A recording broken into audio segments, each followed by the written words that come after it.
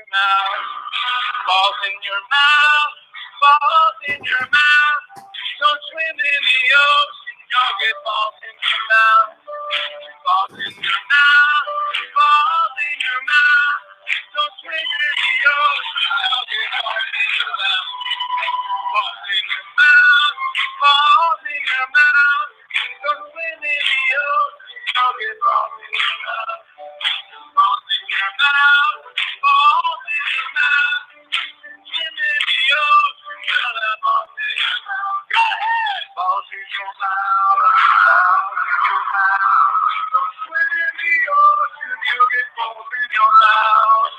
Balls in your mouth. Balls in your mouth. Don't swim in the ocean. You'll get balls in your mouth. Balls in your mouth. Balls in your mouth. Don't swim in the ocean. You'll get balls in your mouth. Balls in your mouth. Balls in your mouth. Don't swim in the ocean. You'll get balls in your mouth. Balls in your mouth. Balls in your mouth. Don't swim in the ocean. You'll get balls in your mouth. Balls in your mouth. Balls in your mouth. Don't swim in the ocean. You'll get balls in your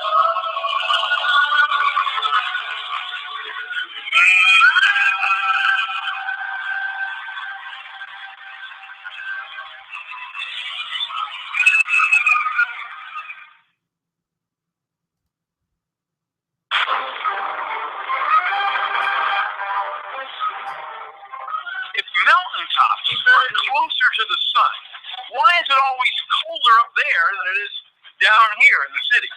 Well, please consider the following. Our atmosphere is thin, but it's thick enough to keep us warm. Now, when you're wearing a coat like this one, it keeps you warm because it holds air next to your body. The same thing with the atmosphere. There's more air above us when we're down here in the city than when we're way up here in the mountains. So it's like the world's low places are wearing more coats. They're wearing more air than these places up high in the mountains. As you travel up through the atmosphere, it gets colder and colder because the air gets thinner and thinner until you're up around 10 kilometers. That's when you leave the troposphere and enter the stratosphere. Anyway, the rate at which it gets colder is called the lapse rate.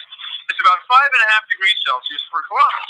So a mountain, say 3,000 meters high, let's see, that's about 10,000 feet, would be about 17 degrees Celsius colder than it would be down here in the city. And that's plenty cold enough for there to be a spring shower in the city while it's snowing up in the mountains. Thank you for joining me on City of the Fall.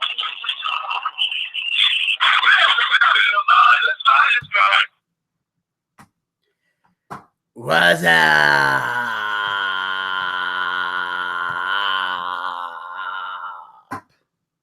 Boochcast fans, listeners across the internet, radio waves. This is Vinny Bucci, aka the Booch, and this is that time again. Once again, yet again for the Boochcast. What's up, everybody? It is Monday, June the 20th, 2016. It is high noon, and it is the start of a brand new week here on the Boochcast. And I am super excited to be back. Very, very excited, especially since right now I get to enjoy a technical start to my summer vacation, although my vacation technically started on Wednesday, but I get a start to my 2-week vacation because I woke up on Sunday morning at a time of my own choosing, which felt really good. Today, I woke up at at my usual time that I wake up, so I can get ready for the show today. But, you know, it feels good because now, just because I am not going to the Big Orange Box for 2 weeks does not necessarily mean that my days are free. For example, tonight I will be doing something very special. Today, I am not, instead of being at the big orange box, sitting there for 4 hours, dealing with, annoying customers and bullshit retail drama, tonight, the Booch is doing something historic. Very historic.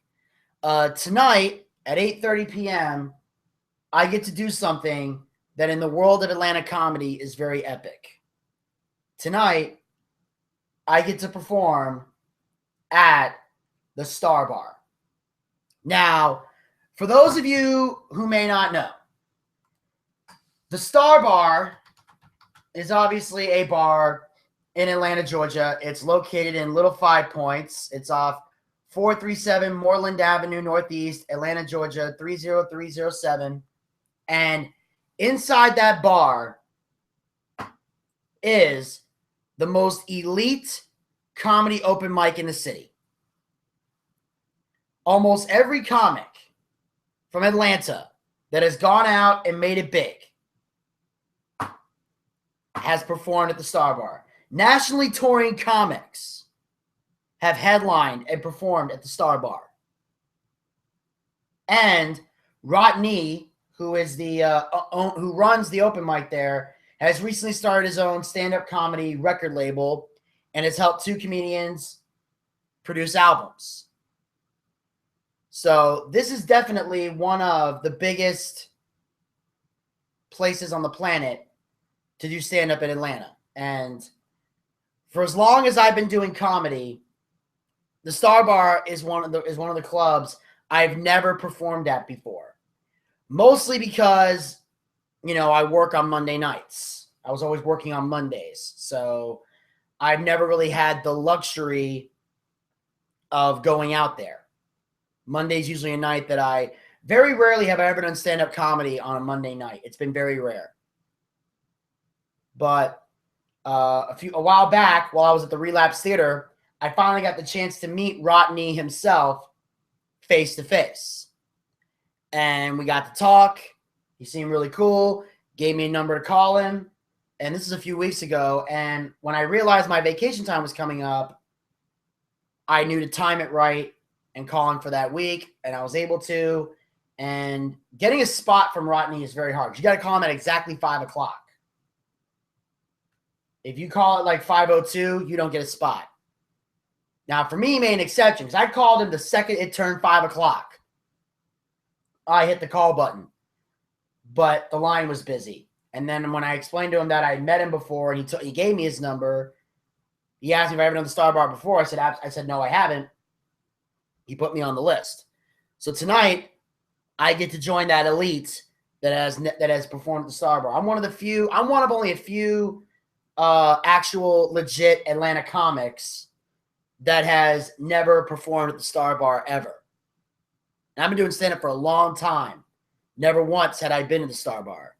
Tonight, I plan to change that. And I plan to bring my A game, and I plan to knock it out of the park tonight at the Star Bar. So for all the Atlanta listeners out there, if you want to see me on stage, come down to the Star Bar. It's at 437 Moreland Avenue, Northeast, Atlanta, Georgia, 30307.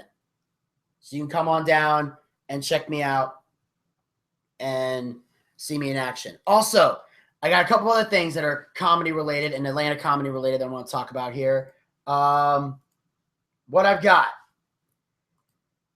First thing, earlier this morning, I mean, really early this morning, like around 3 o'clock this morning, I received a message from a good buddy of mine named Joe Lowers. And again, for those of you who may not know, remember, Joe Lowers is the owner and operator of the World Series of Comedy Festival. As you guys know, 2 months ago, I performed at the Comedy Catch in Chattanooga, Tennessee, as part of the World Series of Comedy.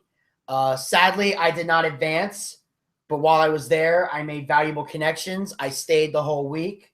I watched, I learned, I studied, and I got valuable advice from the people there.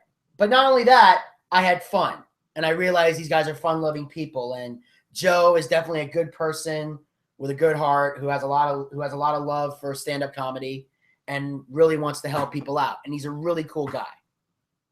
And as you guys know, I was also offered the chance to go to the Comedy Zone in Harrisburg, but for scheduling conflict reasons, I had to turn it down. And I've been feeling like, and that was back in May. That was last month. And I've been feeling like shit ever since. Like, ever since I turned that down, I felt this guilt inside of me, like it was fucking with my head.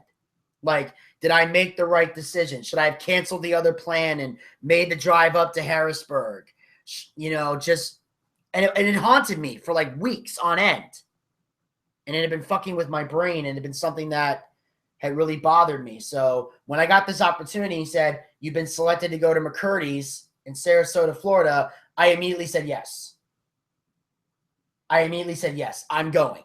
I'm going to Florida. Now, if my parents want to help me get a hotel room and stay for a couple days, they are more than welcome to do so. If not, then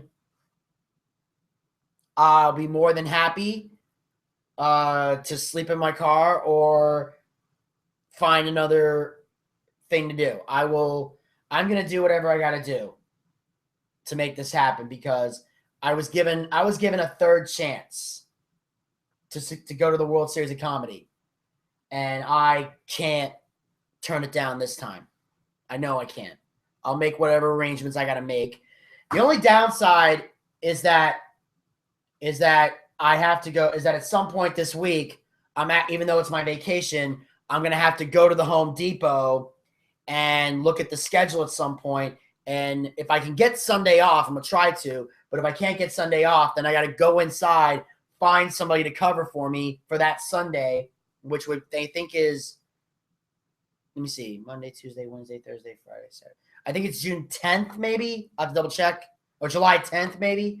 I'll have to check. But I may need somebody to get that Sunday off just in case. In case that way if I advance to the last round, and that show ends and I leave, because I know it's going to be at least an 8-hour drive from where I need to be. So I know I'm not, if I stay the whole week, or if I advance and I make it to the whole week, I am not going to be able to make it back in time for work on Sunday. Worst case scenario, I'll just call out. And if they want to yell and if they want to bitch and complain about it, be my guest. But this is coming first. The World Series of Comedy is coming first. Most definitely. I am making whatever sacrifices I got to make to get my ass to McCurdy's to do this show, because, like I said, this is an opportunity that God has given to me for a third time.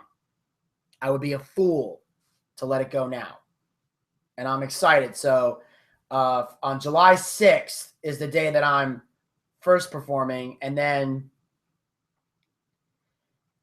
if I win on Wednesday, then I'll advance to one of the other shows on either Thursday or Friday. And then on Saturday, they would have the finals, I believe. I think it's how it works.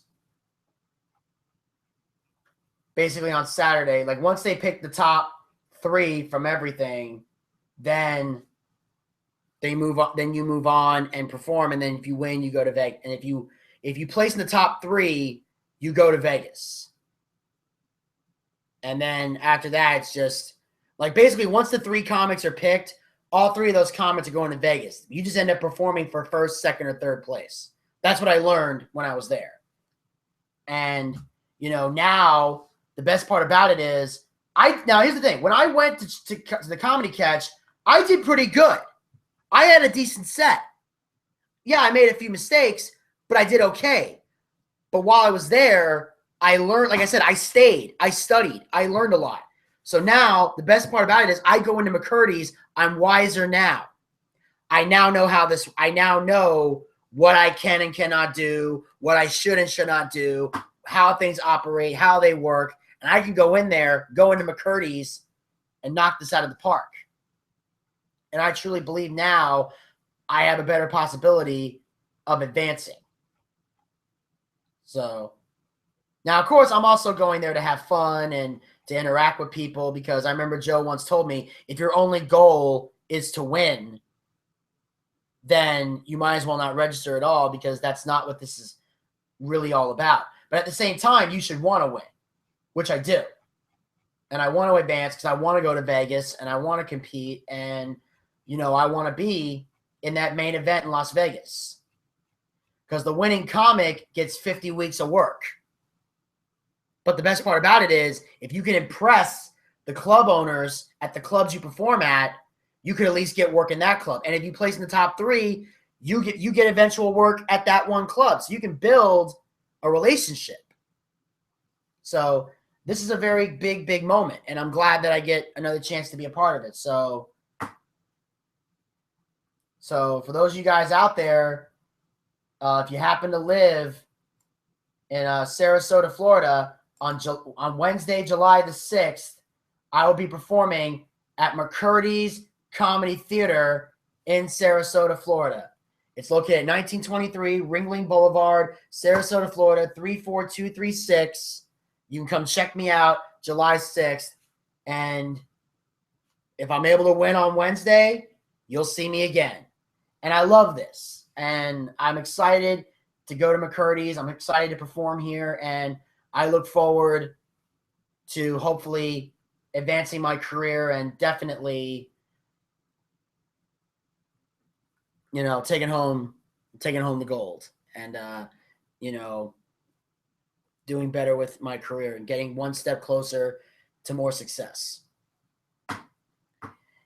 And on that note, speaking of comedy, another comedy subject, it's somewhat of a comedy subject. One fun thing I got to do over the weekend on Saturday was I got to take part in an Atlanta comedy basketball game that I did a while back. And basically it was a fun thing that my buddy Joe Galwa came up with, and it was called June Sadness, which is kind of obviously a play on words of March Madness, the tournament. So we did an Atlanta comedy basketball tourney. Well, unfortunately, the thing is, about 6 of us,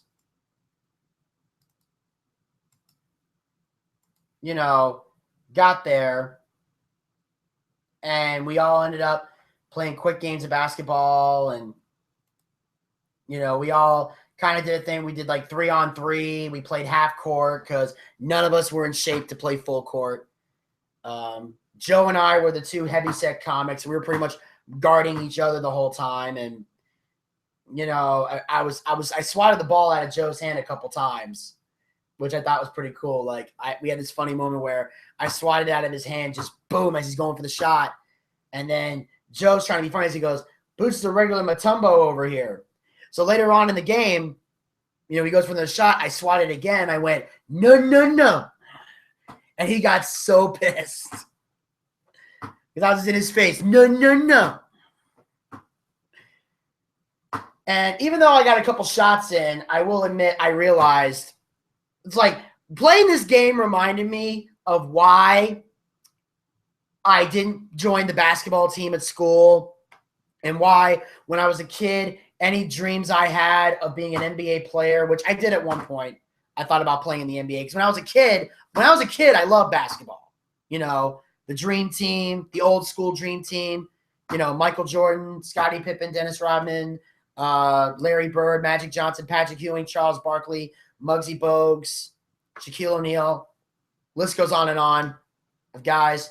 I used to love that. I loved basketball in the 90s. I used to watch it as a kid.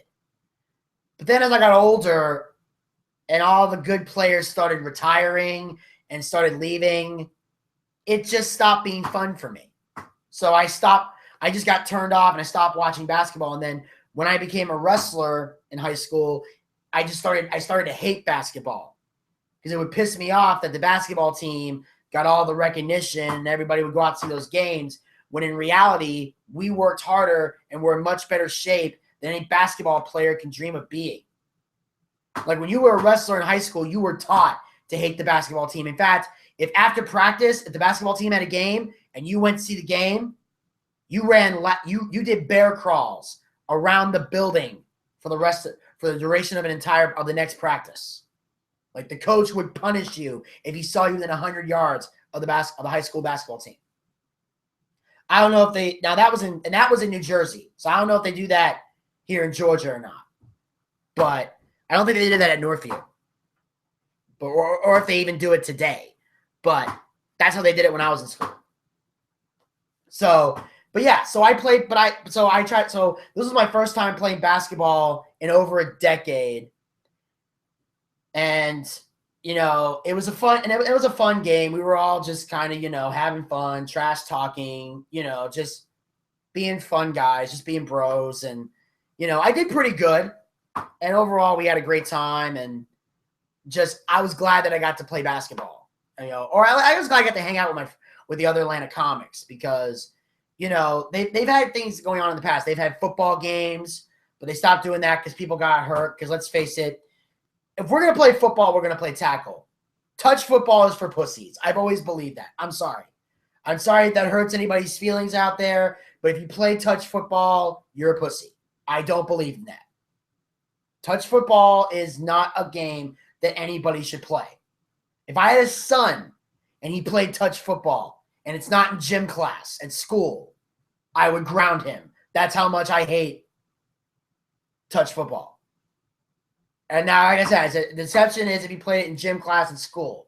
Because, obviously, I always say in school, my philosophy would be tolerate the teacher, ace his or her test, do whatever you got to do. And then once you graduate, then you can tell them to go fuck themselves. But, do what you got to do to pass a class. So that was always my philosophy anyway. So I thought it was kind of ridiculous. But anyway, after the game, we all hung out for a bit and talked. And then after that, I pretty much went home and relaxed because my whole body was killing me. And then on Sunday, we had the Money in the Bank pay-per-view watch party that wasn't quite the fun we were hoping it would be. First of all, I had 5 people over at the house. Well, 5 if you count me. I invited Elvis, who brought Zach with him. Desmond came over to the house, and Steven came over to the house. And Steven was the prediction champion, which I'll tell you right now was the only reason I even brought him over to the house. And at first, everything is going fine, Everybody's kind of, we're all watching the show. We're all making fun of each other. We're all ball busting each other. In fact, with Zach, Elvis and I came up with this prank, and just to piss him off, he wanted us to create a wrestler for him for our Bizarro World show. So we created a wrestler that looks somewhat like him, but we made it the gayest looking wrestler we possibly could. We had him come out in like a pink shirt that said Fearless Nikki on it. It had red hair and freckles, just like Zach. We got him a pink, like, King Barrett type robe thing, and we made it all pink. Then he came out, and we had him with Eva Marie's entrance music, and then we gave him Cameron's entrance with the little pocket mirror she's got and the whole girl bye type of thing. And then we gave him the nickname Cutie Pie, and then we put Zach Scott because that's his name. And they would say, on the way to the ring from Atlanta, Georgia, Cutie Pie, Zach Scott. And then he just came out to the ring. The only way I could have made it any more gayer is if I gave the character lipstick. But for some reason, I didn't want to go that far. Zach was pissed. We're all laughing. So at first, everything's fun. But then Steven does this thing where he takes the fun and he goes too far with it. And he does it all the time. So the next thing you know, Steven, and the thing is, one of the things that goes too far for me is, I'm fine with people ball busting and kidding around when it's verbal. But the physical shit, I don't like. Like, I'm going to poke you. Stop that. I'm going to punch you in the arm. All right, dude, stop doing that. So finally I snap. I punch him in the chest a couple times. He starts yelling at me like I got chest problems. Like, I'm supposed to fucking know this. He somehow thought that I knew he had chest problems and was hitting him anyway. It's like, I'm punching you because you're being annoying. Stop fucking touching me. I don't like that shit. I don't think it's funny. I don't find it humorous. I think that's grade school shit. I ain't into that. So then Steven, later on, decides to be even funnier, picks up a shirt and tries to whip people like it's a fucking towel. I don't know why people think this is funny. Maybe I like to hear someone tell me where the funny is in that, because in my lifetime, I have never laughed at something like that happening, especially when it happened to me. Never once. So Steven's being annoying. So finally, he's being annoying. He's doing all this other stuff. So finally, I snap and I tell him to go, and I finally swing at him again. And by accident, and I swear to God, this is an accident, I go to hit him in the arm again, or in the chest. He's pissing me off. He leans forward. Boom. I punched him right in the face. Now, keep in mind, I wasn't trying to punch him in the face. I just wanted him to stop being a fucking jackass. So now his lip gets busted open, and he's yelling and screaming. He's threatening me, saying, you ever bust my lip again, it'll be the last thing you ever do. Yeah, right. So I try to apologize, and he goes, you're not sorry. Go fuck yourself. Then he storms out of the house like a fucking crybaby. So as far as I'm concerned, I have no sympathy for the man. So, and I'm done pretty much, because I'm gonna say, and I brought this up to be honest right now. I'm not the type of person that this is the level I'm at in my life. I'm 29 years old. I'm gonna be 30 in March. I know it's still a long way to go, but I'm trying to make a point. The last thing I need in my life is any more drama or BS.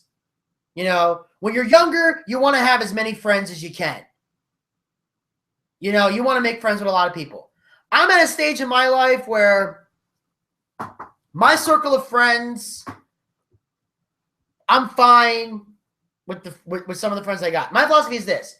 If you want to be my friend, you want to hang out with me, you want to talk to me, that's fine. I'm in. You're more than welcome to come into the circle.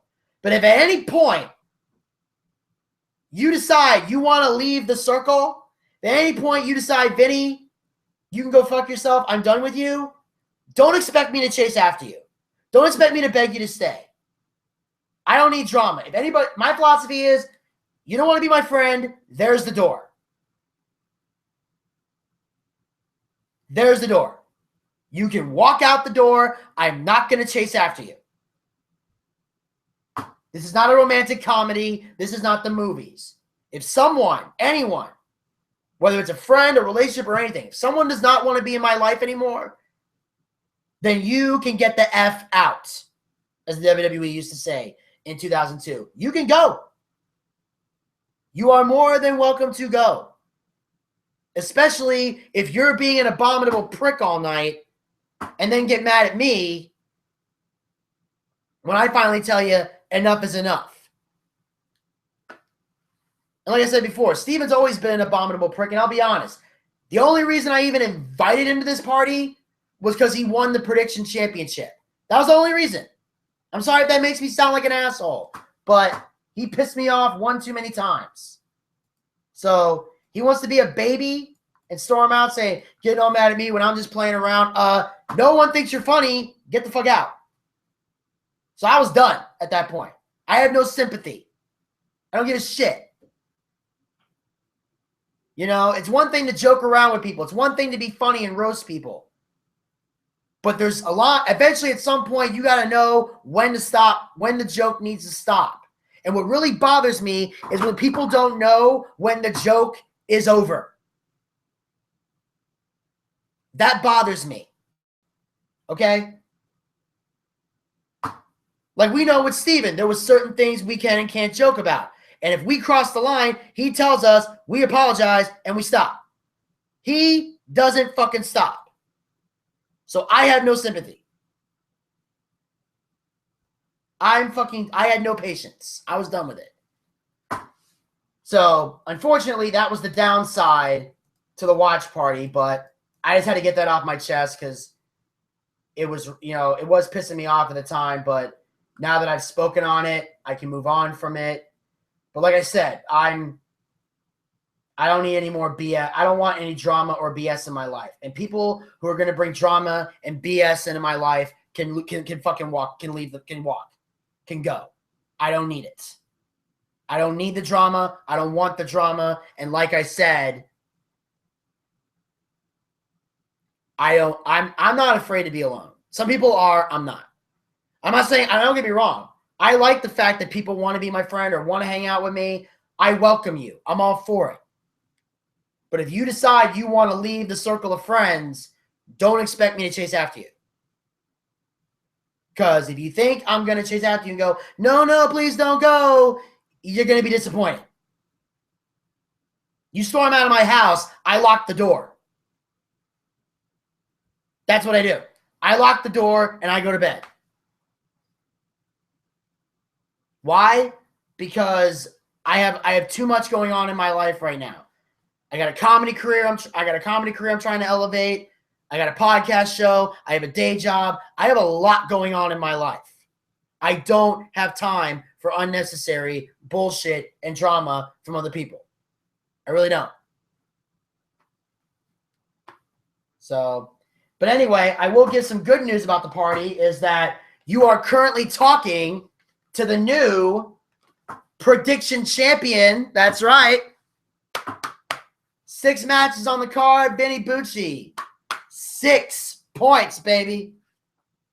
Vinny Bucci dominating this game. I mean, there were a couple ties for a while, but eventually I was able to get a commanding lead with a couple of victories, and a lot of unpredictabilities happened, and a lot of us were able to have fun. But in the end, I managed to win back the title. And if you're watching this on YouTube right now, you can clearly see the Booch is the 6th-time Mazzy's prediction. Well, not Mazzy's, just the 6th-time prediction champion. It used to be Mazzy's prediction champion, but since we don't go to Mazzy's anymore, the title now has a different name. So my goal is to hold on to this until the next, basically until the next time my mom goes to California and I can have a party and a get together at the house. So right now, I'm excited. I'm the champ. And I plan to celebrate with a recap Money in the Bank. Before we get into that, I do have to welcome. I got a couple people we can welcome to the show. First, we're gonna bring on my new Monday co-host. For those of you that tuned to the Boochcast last week, you got to hear the great news that on Mondays we got a new co-host. Gator Ricky Ross debuted last week as an official co-host of the show. He volunteered to join the show when Desmond, his new schedule changed, and now he works at a job laying power lines. So Friday is now his only available day to do the Boochcast.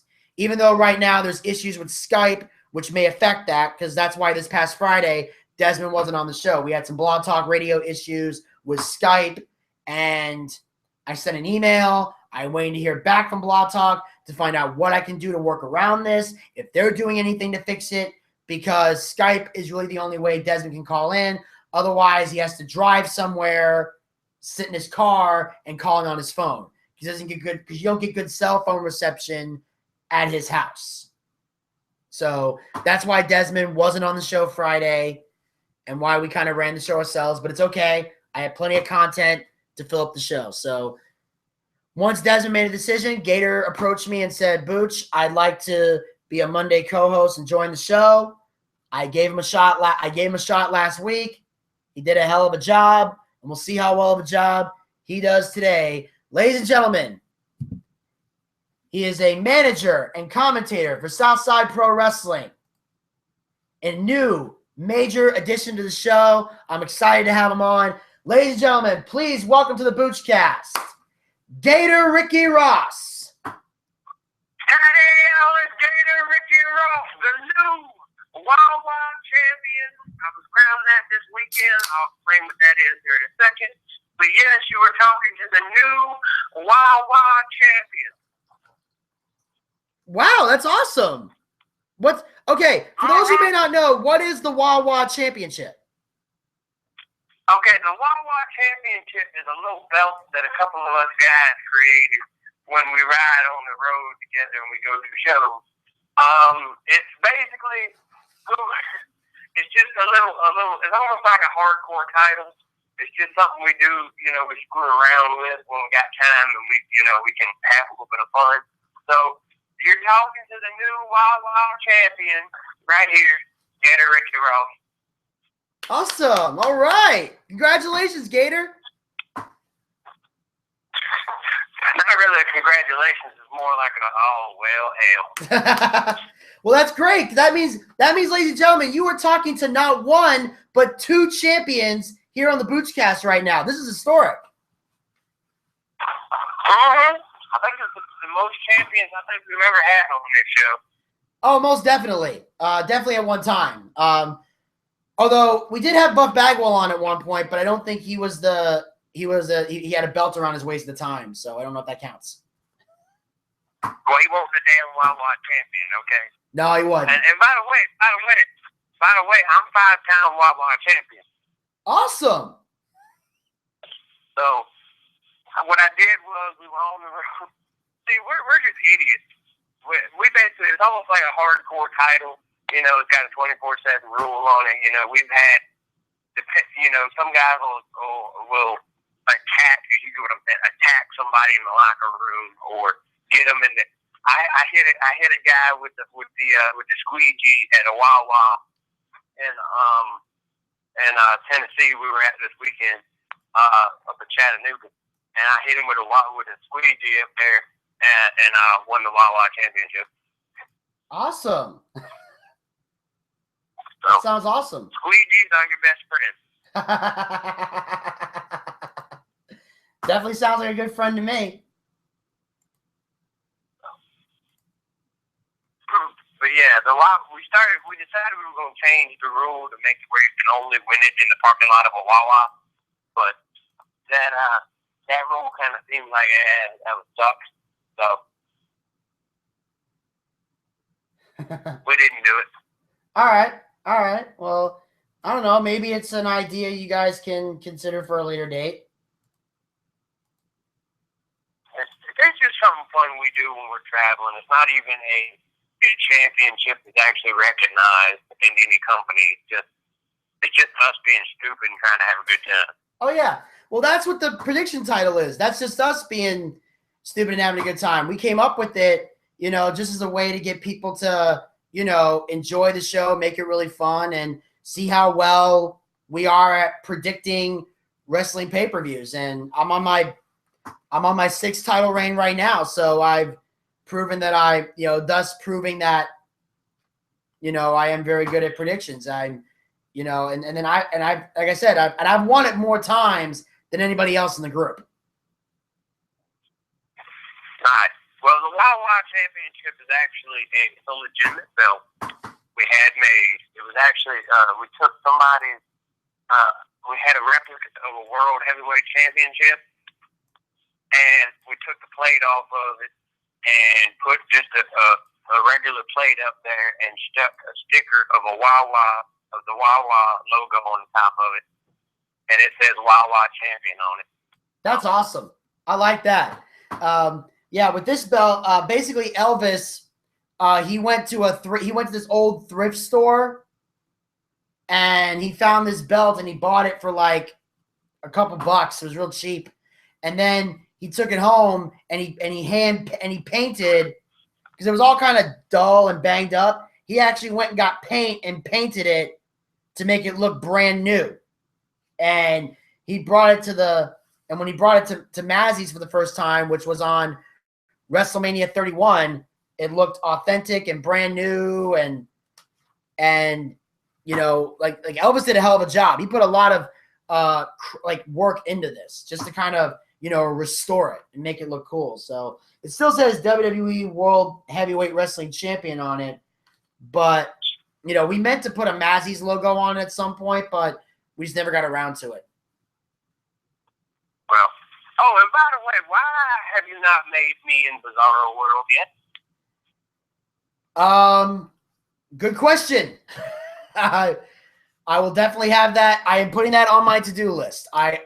Honestly, when Elvis kind of sprang Bizarro World on me out of nowhere, like on Wednesday, I found out he had an opening in his schedule. So we came down to do Bizarro World, and we were setting everything up so fast. And we were so wrapped up in the show, I had totally slipped my mind. I do apologize about that. So I'm making a note right now. If you want to add the Wawa Championship to Bizarro World, that's okay too. You can do that. All right. I got it written down. I'll even show it to the YouTube audience so they know I ain't fibbing. I got it right there. Gator Ricky Ross, Bizarro World. So that's Wawa Championship. Yes, I'll put that. Wawa. All I ask is that you make it 24/7 rule, hardcore rule. You know, when it's defended, because that's the way it's defended. And the other thing is I'm the first champion in Bizarro World with the Wawa Championship. Oh yeah, that's only fair because you did bring it into the game. So yeah. we'll I did bring it in. Yes, we'll get into that. All right. So, but oh, by the way, a good way if anybody else wants to challenge anybody for the Wawa Championship, there's a fella by the name of GVG, Diamond Victor Griff. Okay, if you throw him a sub, one of them subs from Wawa, if you give him one, he'll hand you the title right away. We've tried this a couple times. All right, it sounds good. All right, so yeah, we'll make sure to post that information to the Boochcast Facebook page. We'll send it up there. Don't do that. Oh, okay. Never mind then. I'm just joking. But we do really seriously have the Wawa Championship. And, like I said, I am a 5-pound Wawa champion. So it's a good deal. It's a good deal. Actually, the Wawa in Virginia Beach started with, if you come in with the Wawa Championship, they started giving me stuff for free. So that's kind of cool. Oh, hey, there's a lot of perks that come with being a champ. Hey. Yeah, free stuff.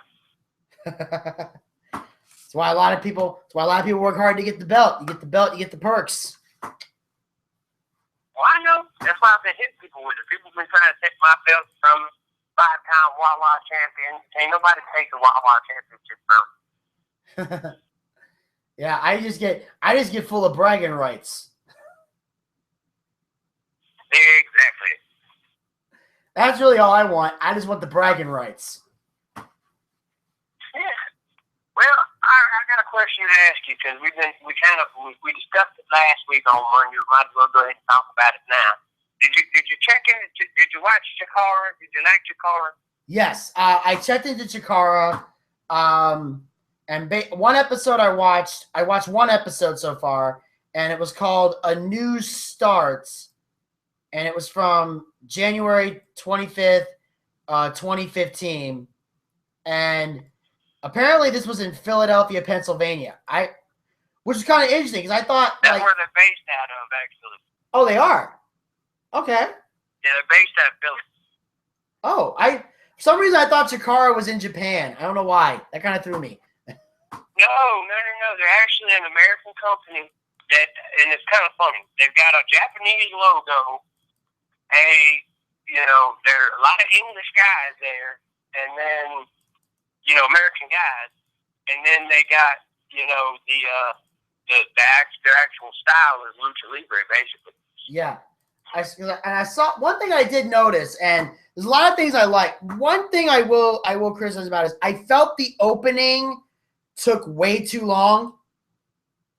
Like, I understand that the ring announcer is kind of like a hype man, and he wants to talk to the audience and everything, and talk. And I think that's cool.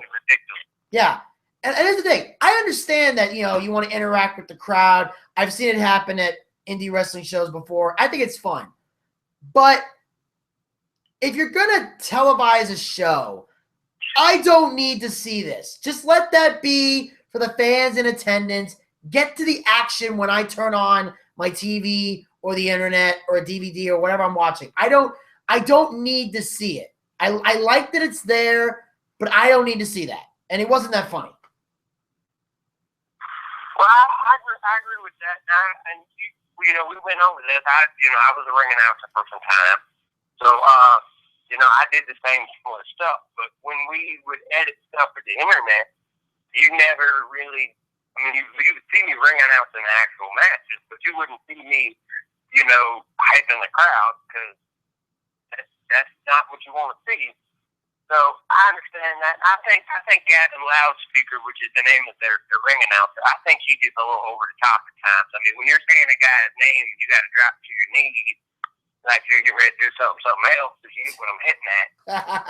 It's kind of like, okay, why are you dropping to your knees every time you say my name? I mean, I don't affect this hell, but damn. Yeah, it's kind of weird. I never understood that. Yeah. But I didn't get that, but the actual talent itself is pretty good over there. I mean, did you get to see some of the gimmicks I was talking about? Oh, yes. Well, one thing I was intrigued about was they were talking about this one wrestler. I forget the name, but I found out later that guy, it turns out Cesaro used to wrestle for Chikara.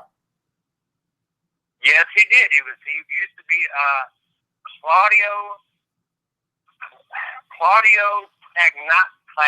I can't say the damn name, but yeah, Cagnoli or something like that. But he was Claudio. Yeah, he's Claudio. Yeah, like I was intrigued to find that out. Actually, Luke Harper was over there too. Yeah. Oh yeah, I saw it right here. It's Claudio Castagnoli, I think is how it's coming out. And Castagnoli, there you go. And Luke Harper was Brody Lee. Yep, that's his real name, actually. Holy Jesus. Like, when he said Cesaro, it's like one of those things where, like, my ears perked up. Let's say he said that, like, because we were talking before about, even though, yes, it is a wrestling show, the talent is great, it's mostly comedic wrestling. And I never imagined Cesaro or Luke Harper being involved in comedic wrestling. Well, they were. See, not every, I'm sure you noticed this, but not every match on that card was comedic. Agreed? Yes. Not every match they do is comedic, but they had some comedy. They have the comedy style, and they have it in their gimmick. I mean, I'm not sure if did you get to see Smooth Sailing Ashley Remington at all? Who? Smooth Sailing Ashley Remington. He comes out with a boat hat on and comes out singing Smooth Sailing. Smooth Sailing. He's got women on his own. I don't think he was on this one. What I saw was, like, I saw Princess Kimberly. There was there was a group called the Wrecking Crew and the Throwbacks. Yeah. Like that match. And I saw a move where a guy did like I remember, like, those of you remember, like, Shane McMahon when he would do the coast to coast, like there would be a guy in one corner and he would go to the turnbuckle right next to that corner and jump from one side to the other. Like, I saw a guy and Kim and the Princess, I saw them both do that, but they were jumping diagonally. Like, instead of going to the post across from them, they went from one whole side of the ring to a whole nother side of the ring and did like a cross body. And it was freaking awesome. Yep. Watch some more of them. I recommend Moonraker, which is on that particular streaming site you're using. Yeah. Moonraker, that's a fantastic one. It's that venue that I've actually worked a couple times up in Richmond. It's at the Richmond Convention Center. So, and you'll get to see all of the different kinds of things there. You'll get to see the second match in that show actually is one of the best, most hilarious matches I've ever seen. I mean, the referee gets the win. Wait, the referee wins the match? The referee wins the match and tombstones one of the guys. Wow. How is that even allowed in wrestling? How is that even allowed in wrestling? That is so cool. Once again, like I said, Moonrakers, the second match, it's an 8-man tag match between 4 different tag teams, and they put okay, so the throwbacks are in this match, and they put each member of the throwback on the opposite side. They broke up the tag team where each competitor was going up against their partner. And it was all faces, so it was quite comical. Okay. And that it was meant to be comical. I mean, they and you'll see when you see Ashley Remington in there that he looks a hell of a lot like a guy named Dalton Castle. Okay.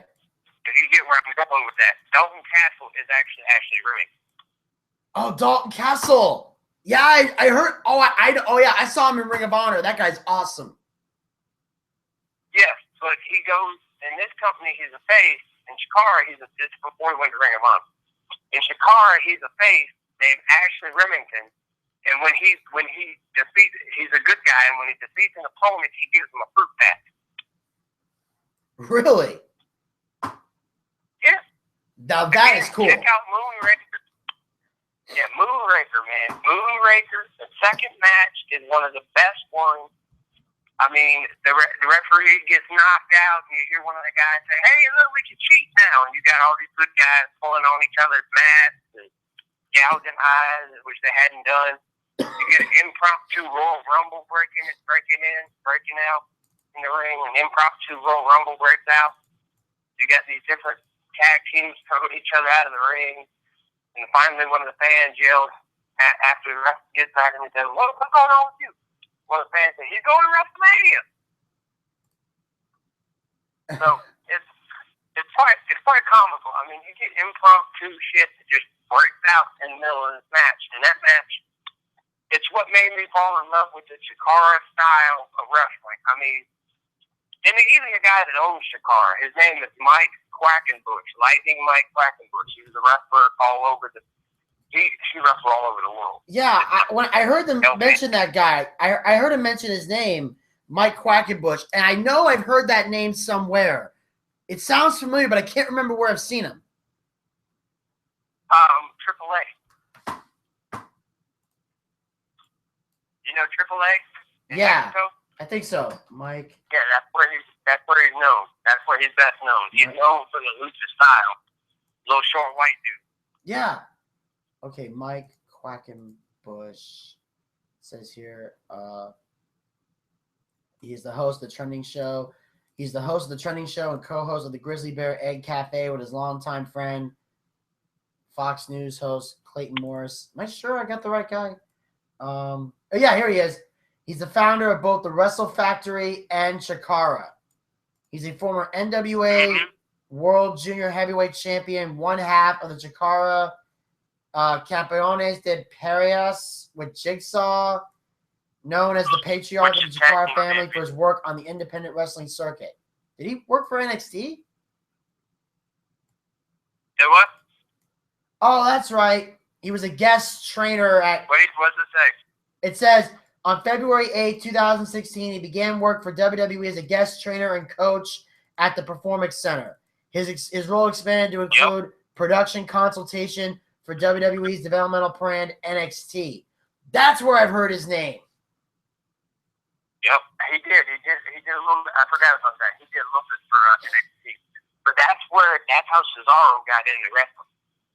Got into WWE was because of Quackenbush. Awesome.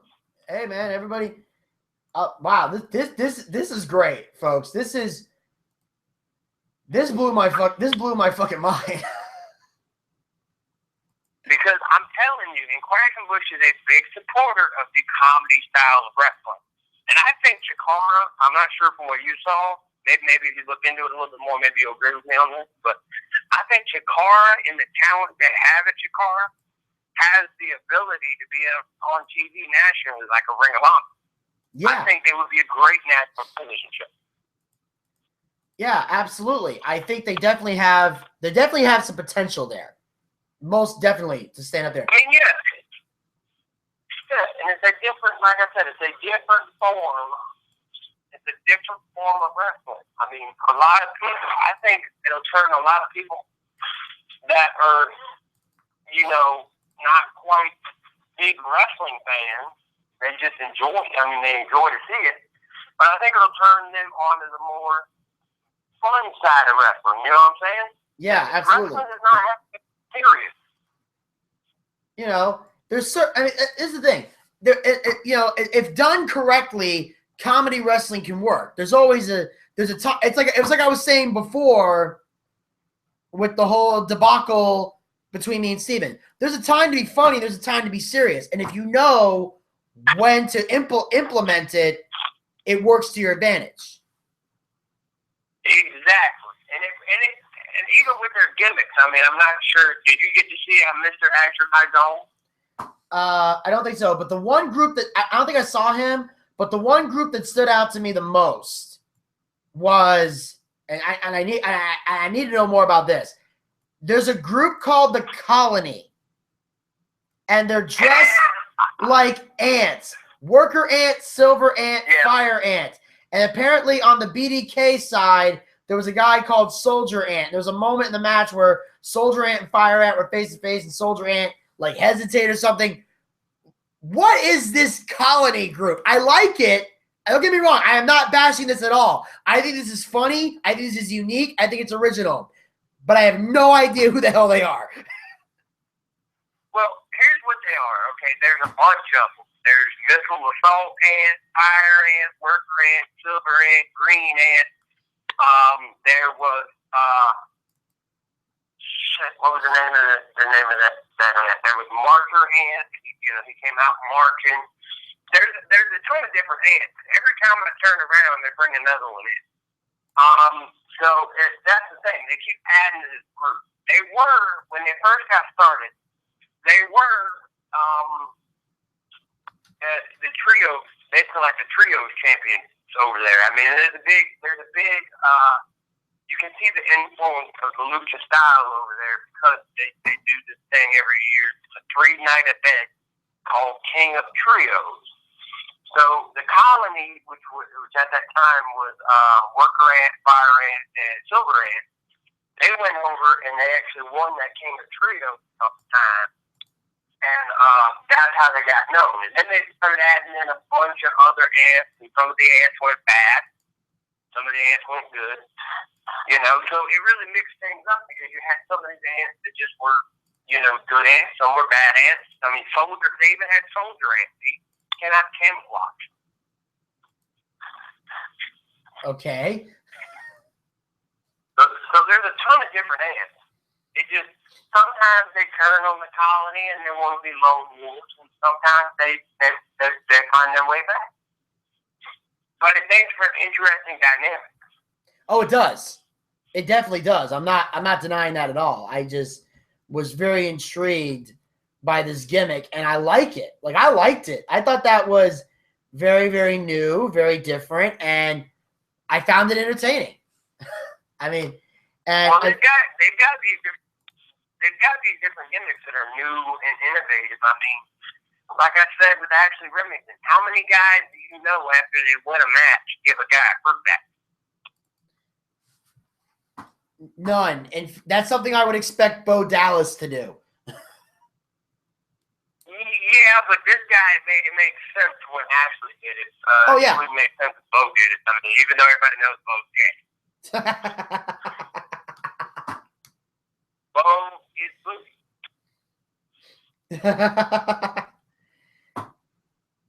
But we're not going to. When we went to SmackDown, we actually started that chant. There was a bunch of us wrestlers and managers sitting together, and we actually started that chant at SmackDown. But nevertheless, what I was saying was, Takora has this different dynamic, man. They've got actual gimmicks that people can get behind. I mean, yeah, they got some people using their real names. They're using names that sound kind of real, but I mean, they got guys like Jarvis Cottonbelly. I'm not sure if you saw him. He's the gentleman's wrestler. He comes out, to classic music and top of the morning, everybody. She talks like this. He's just the nicest man in wrestling. That's his idea. There's different gimmicks that people do in this company that actually work, and they would be. For me, this particular company gives me that thing. It makes me think back to when I was younger and I was first watching this with my grandfather. It makes me think back to that sense of childhood wonderment, like, oh, holy shit, this is really cool, you know? Oh yeah, absolutely. It leaves me sitting there going, this is amazing, you know. It's almost like a kid that sees a magician, you know. For a few moments there, you forget about everything else you're thinking about, and you're caught up in the magic of it. Absolutely. And that's the best way to go about it. Well, exactly. That's what I try to do, even, you know, because like I said, I work in the comedy style myself. So that's what even I try to do. That's what people who use this comedy style of wrestling, that's their idea. They want to make you forget. They want to make you laugh. They want to make you forget. They want to make you sit there and ponder things and think about stuff and go, hey, you know, this is just, I feel like a kid again. You know what I'm saying? Absolutely, yeah. So that's my big thing with it. You know, that's why I like Jakar. Even my grandfather loves Jakar. I'm gonna tell you that. My granddad loves the hell out of Jakar. He loves the hell out of it. And not a lot of old school guys do. But my granddad likes it because it brings that softer heart to wrestling. I'll tell you this. If you knew a kid and you didn't really want them watching WWE because you didn't really like the way WWE was, because I know there's some parents that don't like that, you know, let them watch Jakara. It's still wrestling, but it's a hell of a lot softer. That I can agree with. Yeah, that absolutely. It's definitely an You know, alternative for kids who like wrestling, but WWE was too much for them. Yeah, exactly. I mean, I can't see that nowadays. It's almost it's definitely not everything nowadays. on WWE has been. Yeah, well, I'll say this. You know, everything on WWE is very pussified.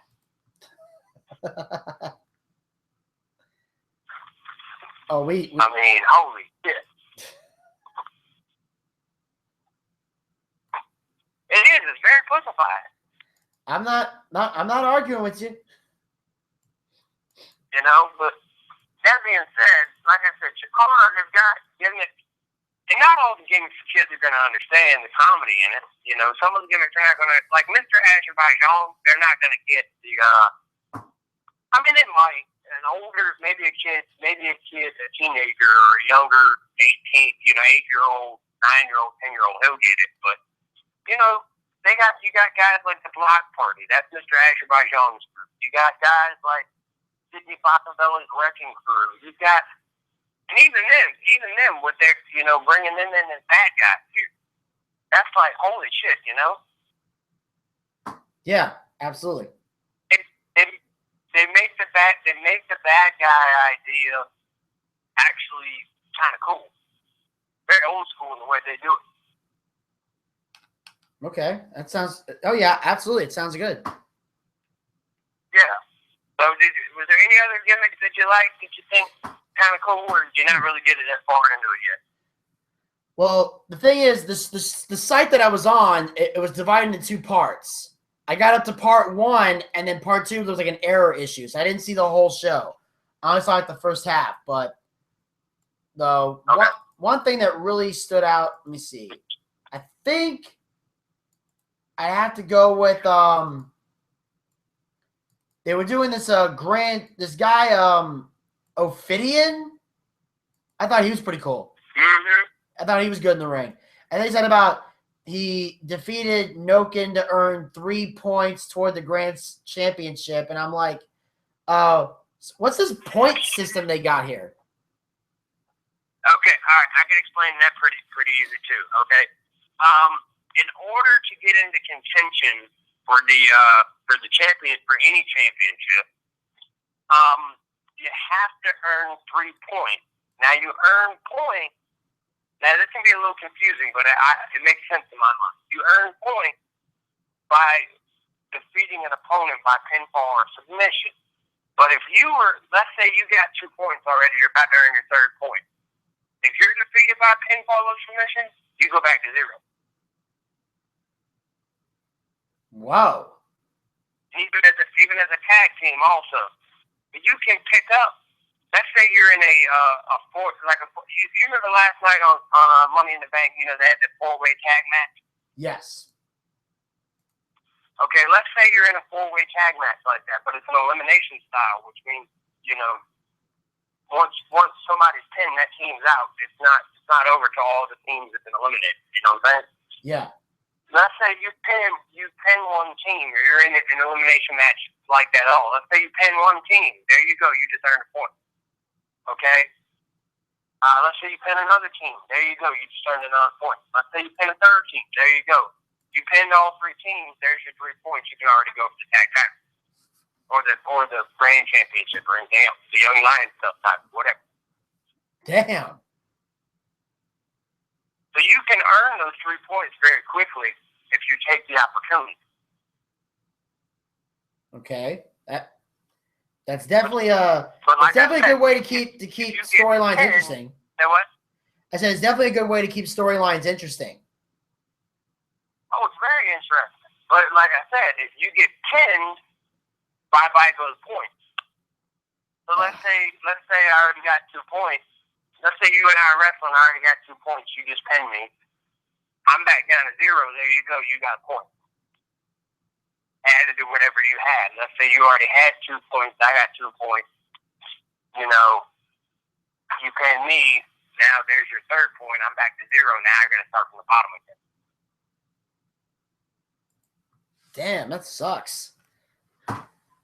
It does suck, but it makes things really, really interesting. Oh, I know. I mean, it sucks for the wrestlers, not for me.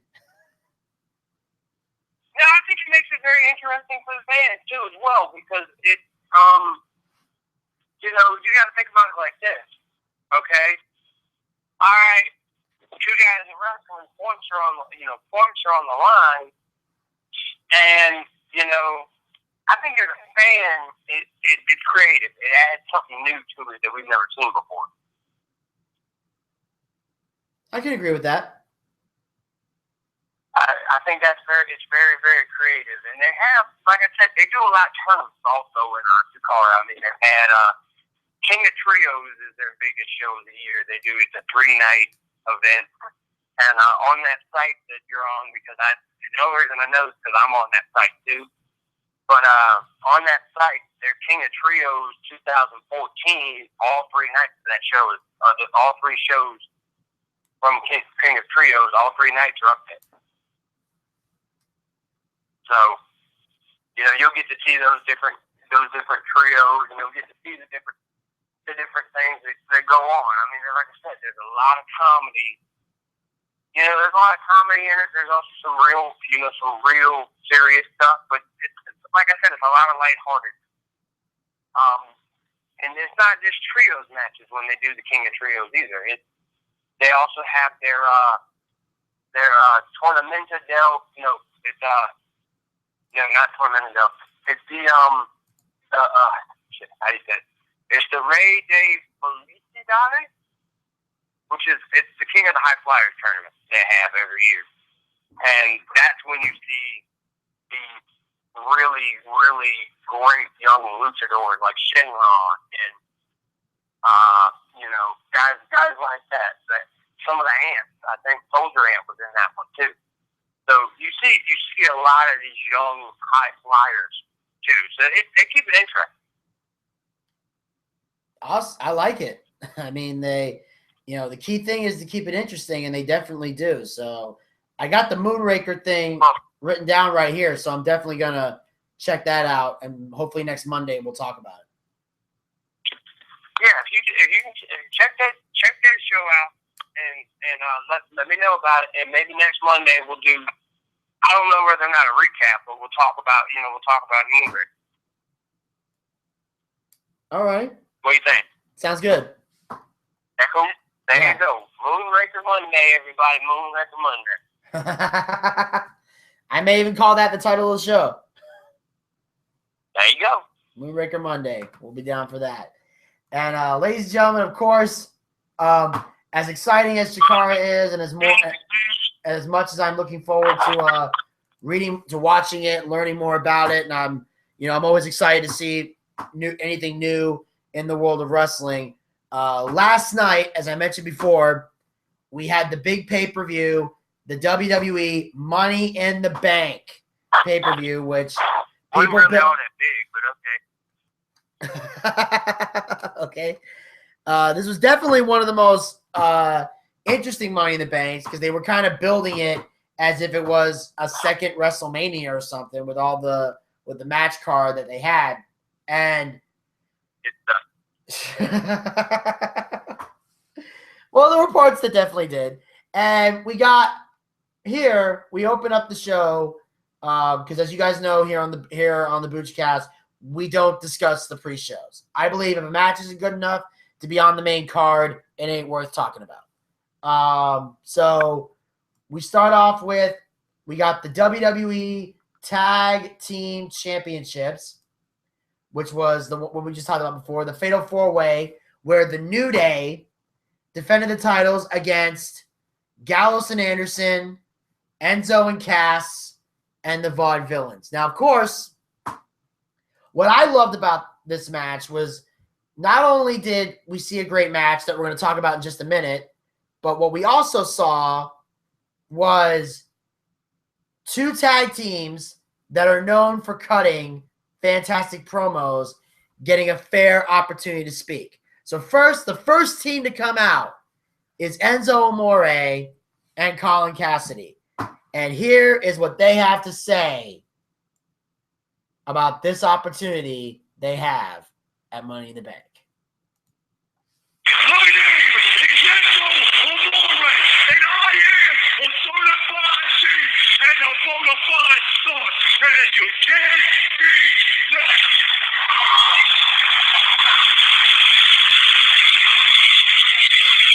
And this right here is a Spanish guy, and he's 7 foot tall, and you can't see that. Real guys in the room, how you doing?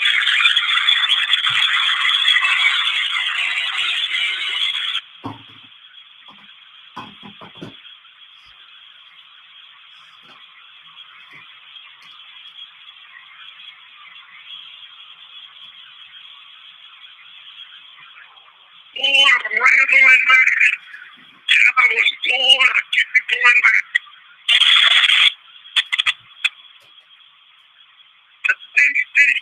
I got the meanest poker face up in this place.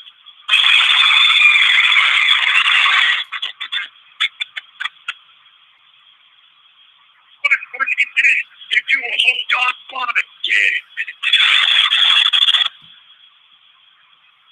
But up the last night, big dish. I fell in love. I got love struck. My lady love. And, I'm gonna keep it 100 with you. I'm a little in the bag. I'm a little second. I'm a little fat. Why is that? Because me and Lady Love were all the way up. Oh, knock, local.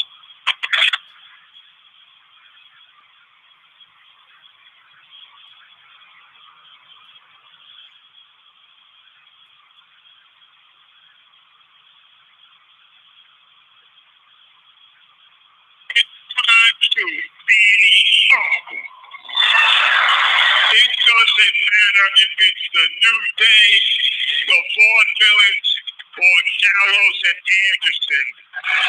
If they set in our way, they are going wrong. Because there's only one woman to destruct you, and I'm gonna bury it down for you.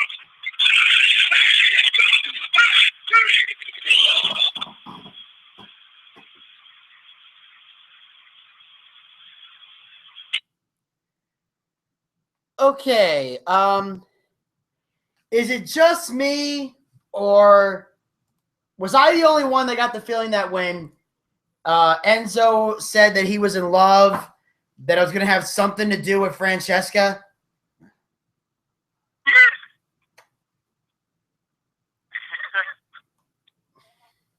I'm done. I seriously thought that's where he was going with that. Before he said the whole Lady Luck thing, which was a much better line. I literally was like, I'm in love. And I'm like, if this involves the trombone, I'm changing the channel. I don't think he was going to fuck the trombone. I mean, that wouldn't be pretty. I know. It wouldn't have. I was just like, but because I remember last time they talked about, all that stuff. It involved Enzo and the trombone and probably the most cringeworthy segment I've ever seen on Raw. But so when he said I'm in love, I'm like, don't tell me they're going to take this that way, because I could see the WWE writers creating some kind of love thing between Enzo and the trombone. I could see it. That's not beyond the realm of possibility from the writers, but luckily that's not where they went, and I was like, oh, thank God.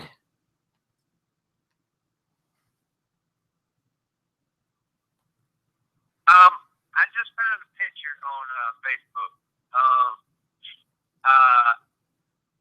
Dean Ambrose in a banana suit across the ring from Roman Reigns in a toga at an indie show. Ambrose is in a chicken suit? No, banana suit. Hold on. Hold on, I'm gonna send it to you. Yeah, I'm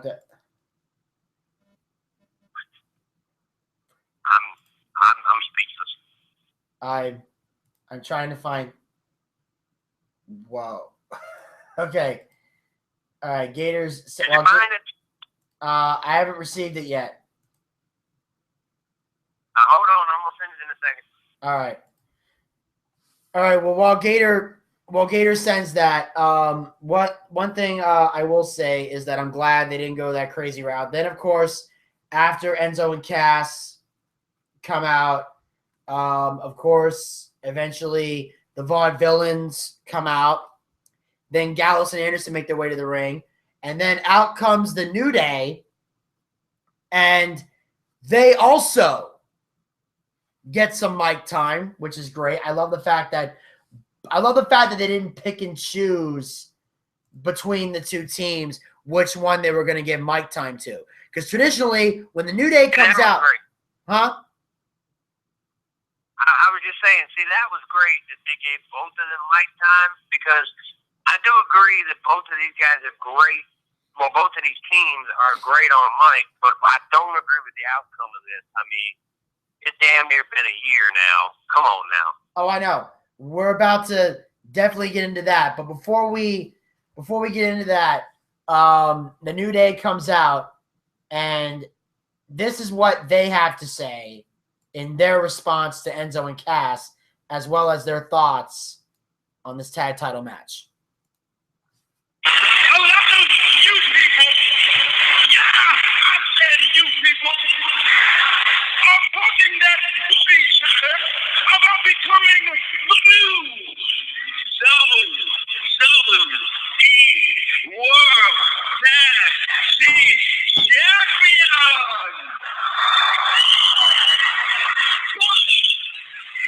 We don't believe you. We don't believe you. We don't believe you. We don't believe you. Now, guys, have you ever realized that Enzo and Cass kind of resemble a broke down Han Solo and a hairless Chewbacca? They do, yeah. The little guy, all he does is run his mouth, while the big guy does all the work. Oh, y'all said it? Hey. Check out my Chewbacca impression.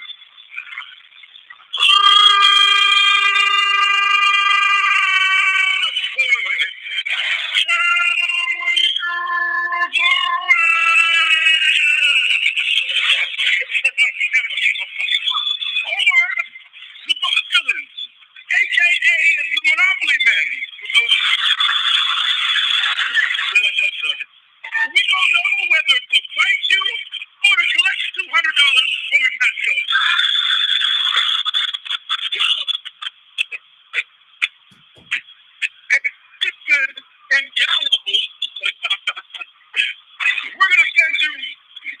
hereditary baldness. Back to Japan with a big old ball of Bucci.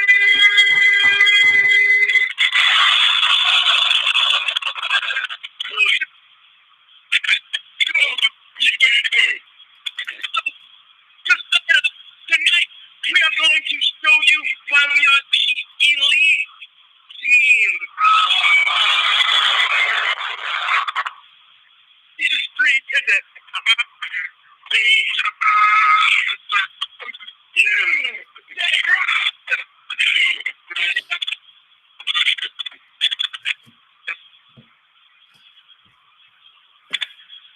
New Day are the elite team in WWE today because they are approaching record-setting territory. They've held the tag team titles for 301 days. The record for the WWE Tag Team Championship, 334 days by Paul London and Brian Kendrick.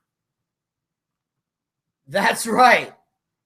They are close to the record. And what really intrigues me is not the fact that they're 33 days away from holding that record, but that also another intriguing thing is I didn't know that Paul London and Brian Kendrick set that record.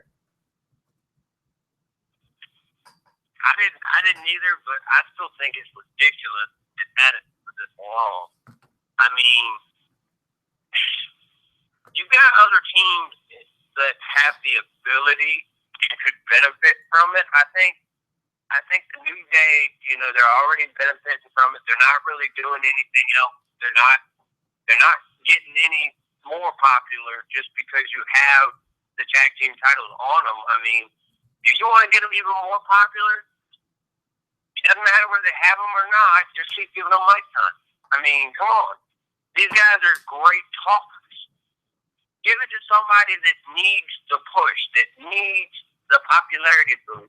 Give the title to somebody that needs that little bit extra.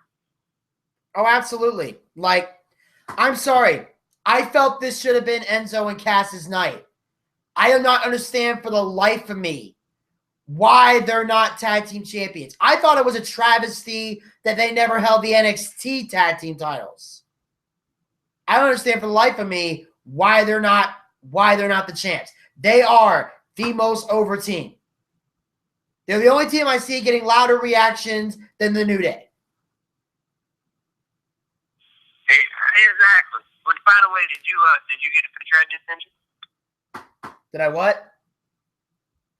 Did you get the picture I just sent you? Yes, I got a chance to look at it. It is Dean Ambrose in a banana suit, Roman Reigns in some kind of caveman outfit, and then there's the second person who I can't tell because his back is to me and his ass is too close to the camera, making me very uncomfortable. His ass is nice, though. Hey, that ass, though.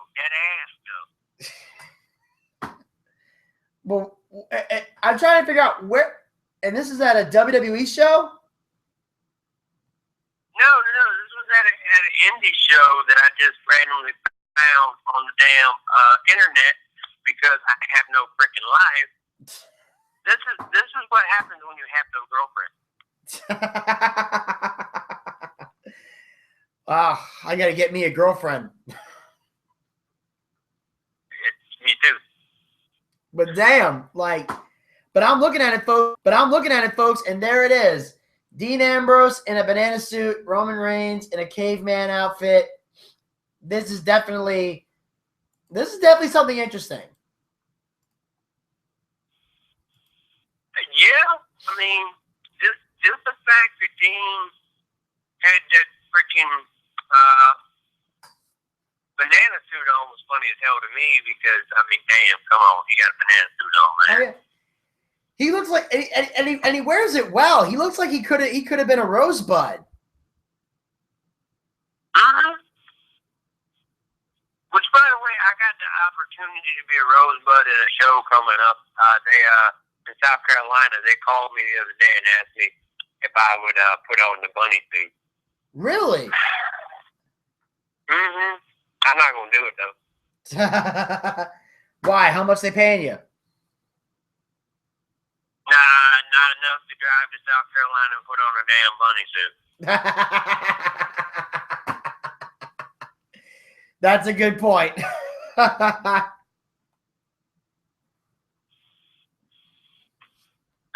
I mean, which is fine. I mean, I don't mind putting on the damn bunny suit to get fucked up. You know, I'm kind of trained to do that. Which by the way, also, Happy No Panty Day,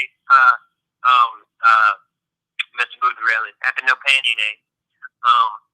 Ladies, if you're listening, it's No Panty Day. I need photographic evidence, though, that you celebrate. Oh, yeah, absolutely. But back to what we're talking about. Yeah, no, I'm not putting on a damn bunny suit. That ain't happening. Alrighty, Gator will not wear the bunny suit. However, but anyway, what I want to say is I will be the first to admit that in spite of the fact that I was not happy with the finish of this match, and I do agree with Gator 100%, the New Day does not need to be the tag team champions. Hell, I've been preaching that forever. Like the second the New Day won the match, I almost wanted to just shut the pay-per-view off right there. Like if I didn't have That's what I did. Huh? That's what I did. Oh. But here's the thing. I realized I couldn't because if I didn't have this show, this broadcast show that I'm doing, the Boochcast, this would have wrapped it up for me. That's how fed up I was. But the more I realize it, the more I'm thinking, these guys are 33 days away from tying the record and 34 days away from breaking the record. So I honestly think they want the New Day to break this record, and then they're going to drop the titles. It's just like, and ironically, 301 days is how long Nikki Bella was the Divas champion before Charlotte took the title. So that number kind of stuck out to me.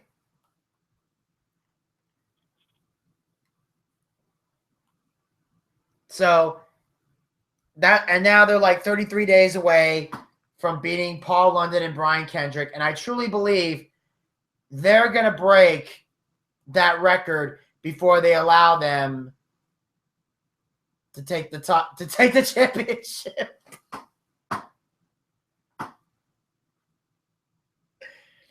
Wow. I like it. All right, ladies and gentlemen, Gator just sent me another picture. It's a picture of the devil. It's a picture of Hillary Clinton in a Hey, don't do not make fun of Satan like that. You're right. I shouldn't have done that. I'm sorry. But it's Hillary Clinton walking through the ocean, and it says, "Where's an alligator when you need one?" Good damn question. Well, apparently it's on your fucking show.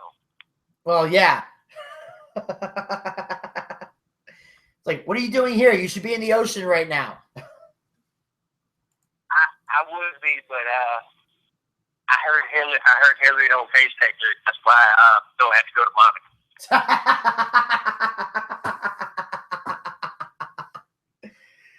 Monica. That's a valid point. I've heard that. But anyway, yes, I will say that the match itself, the in-ring action, the match itself was actually good. And obviously, for those people who don't know, when the New Day said they were the elite team, that was actually them taking a dig at Kenny Omega and the Young Bucks.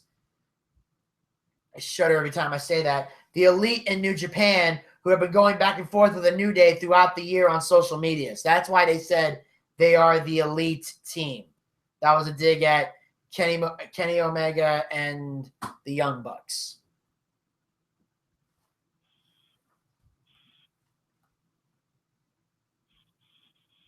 Which I thought was really cool. I like the fact that New Day kind of did that. And it fits because they're going after Gallows and Anderson, who are in this match, and remember Kenny Omega and the Young Bucks. Still shudder when I say that name. When I say that name, in WWE. So I thought that was a good dig by the New Day, and I had a feeling it was going in that direction. It took me a moment to figure it out though, because I had to remember the issue on social media. I think they tried to challenge the New Day at one point. But anyway, the match itself was very, very well done. I honestly felt at some point Enzo and Cass were going to win the fight. But then in the end, of course, they do the whole Gallows sends Xavier Woods out. They hit the Magic Killer on Aiden English. Big E stops the pin. Then they do the Midnight Hour on Anderson. Then Kofi pins Aiden English to retain the titles, which that was the part that confused me. If you hit Carl Anderson with the Midnight Hour, why are you pinning Aiden English?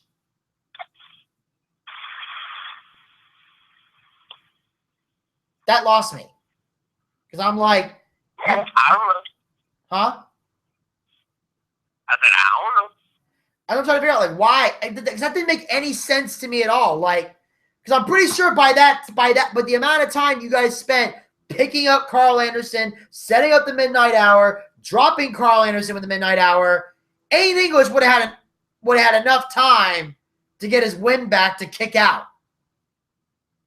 I'm supposed to believe that Aiden English. I'm sorry, I was missing what you were saying. Yeah. Like, that's more than enough time for Aiden English to be able to kick out. I was missing what you were saying. I'm sorry. I agree. Psychology-wise, that made no damn sense.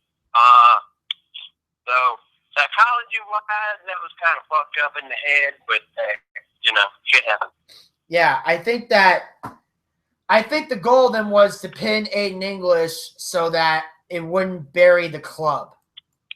But still, it just confused me to no end.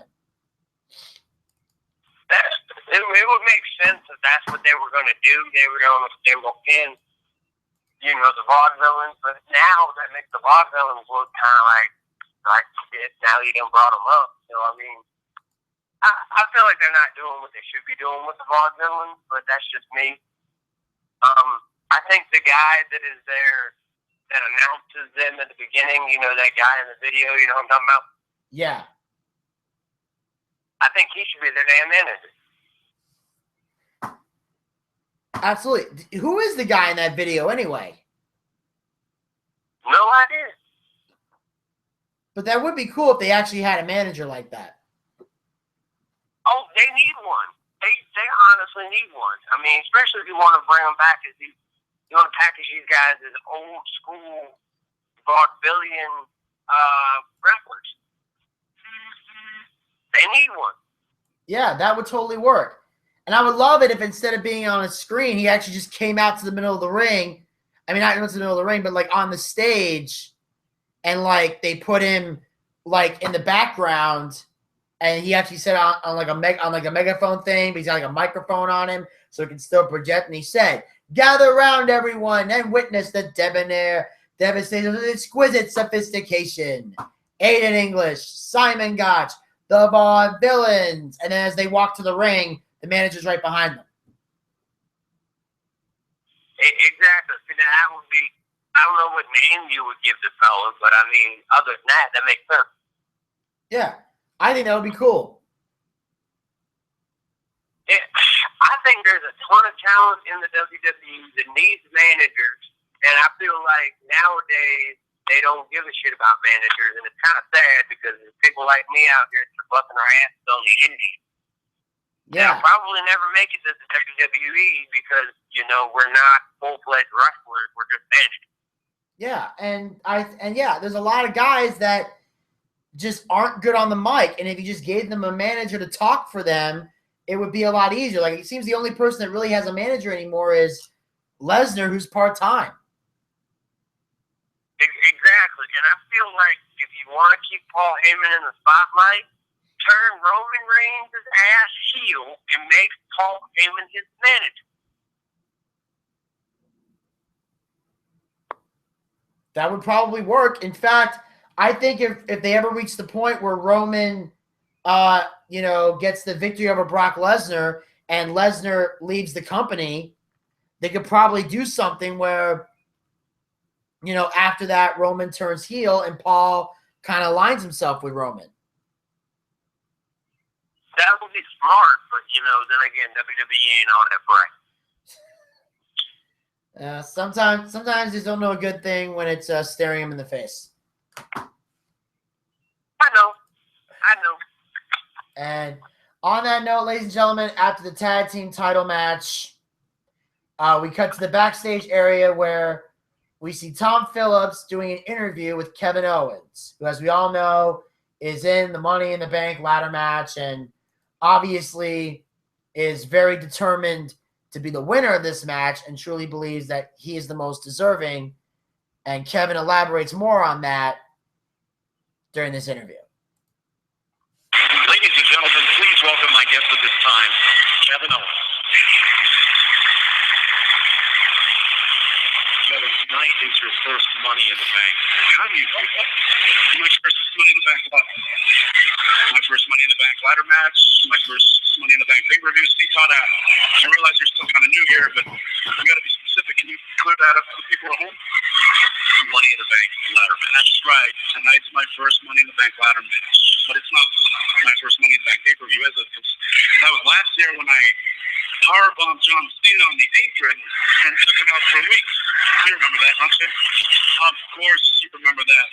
Because everything I do is quite memorable and very special. That's what my mom tells me all the time. In fact,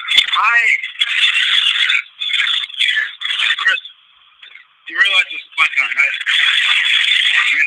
I realize that your ego needs to fill people's spotlight, but this is my shift juice you got there, Owens? Huh? Shift juice? Yeah, we better watch it. You're going to get another shift juice. Because I don't steal spotlights. I am the spotlight. As a matter of fact, in the dark world of the WWE, I'm the only shining ray of light, the genius who created the Money. I know. And created the Money in the Bank ladder match. First of all, you need a mint. You know that? Second of all, what's kind of funny here is you created it, but you didn't win a Money in the Bank ladder match, have you? You didn't win the first one. You didn't win the sixth one. You didn't win the one that took place in Apple. No. And you know what? You're not going to win tonight either because I plan on beating you and everyone else and getting that contract. Yeah. That's my plan. Have you ever heard the saying, life is what happens when you're making plans? No, I never heard that. I'm pretty sure you just made that up. No, I did not make it. Yes, you did. No, I did. Who said that? Confucius said it. The point is, I'm going to climb the ladder, get the contract, and become the... Alfredo Del Rio's here. Most likely to speak some Spanish, right? Am I right? You speak Spanish? Don't talk to me like that, Sarah. I'm here to speak the truth.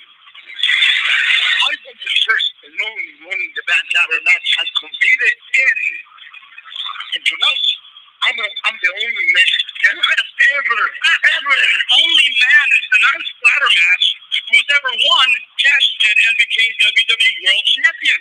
See, I know that too because you say that every week. See, that's the problem, you guys. You just repeat yourself all the time. I, on the other hand, am very interesting. That's probably why Todd chose to interview me and not you. I don't think you're going to beat him here tonight. You want to say to me, beat that head off your shoulders. I'm shocked that you didn't just call me a perro because that's what you do all the time. Because perro means dog in Spanish, right?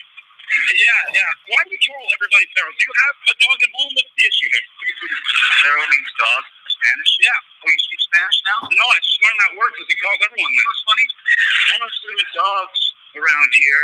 The only perros I see are the perro idiots standing right here that are going to sit back and watch me climb the ladder, grab the contract, and cash it in to become the world champion once again, giving all of you what you really want.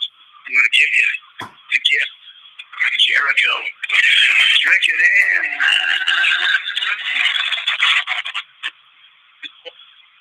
I think I'll just stick to water. Thanks.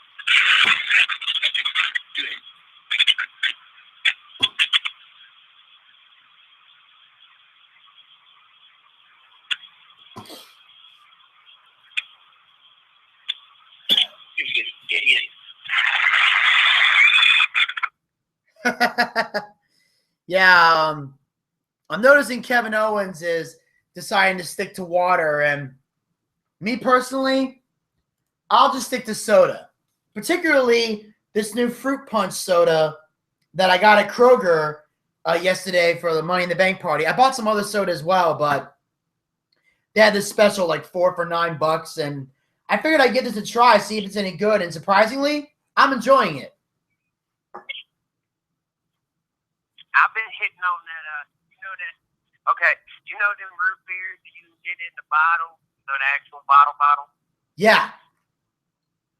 Well, they got Mountain Dew in the bottle now, but it's clear and it's called Dew Shine, and I've been drinking that like it's been going out of style, and there's no alcohol in it.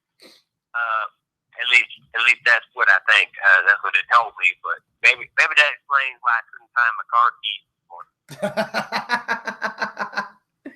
That could be a reason. Dew Shine, I'm gonna try that. It ain't bad, actually. Pretty damn good. Yeah. But of course, everybody's all bickering and angry. And I love how Kevin Owens is like, you guys say the same thing every week. I'm like, so do you, Kevin. Like, literally every other word out of your mouth is, this is mine, this is mine, this is mine. It's like wrestling a toddler. I must say, it's like a bunch of kids in elementary school fighting over the dollhouse or the kitchen plate that, this is mine, that's mine. I want that, this is mine. Hey, don't touch that, that's mine. Billy's touching me. I mean, that's the whole daggone thing. I mean, it's really like, seriously? Yeah, it's like, I don't even know what the hell they're even doing anymore with these guys. Like, it's like, I mean, Jericho, in my opinion, is the more interesting of the three. Like, he knew how to just twist everything around and make it funny. Like, the other two, I'm just like, yeah. I can't get into Kevin Owens. I wish I could, but it's just annoying. Well, Kevin Owens had a really good line in there, though, and I'm not sure everybody caught it, but it was a very funny line. He said, I'm special, or at least that's what my mom tells me. And if you didn't catch that, you didn't catch the humor in it. Oh, I caught that.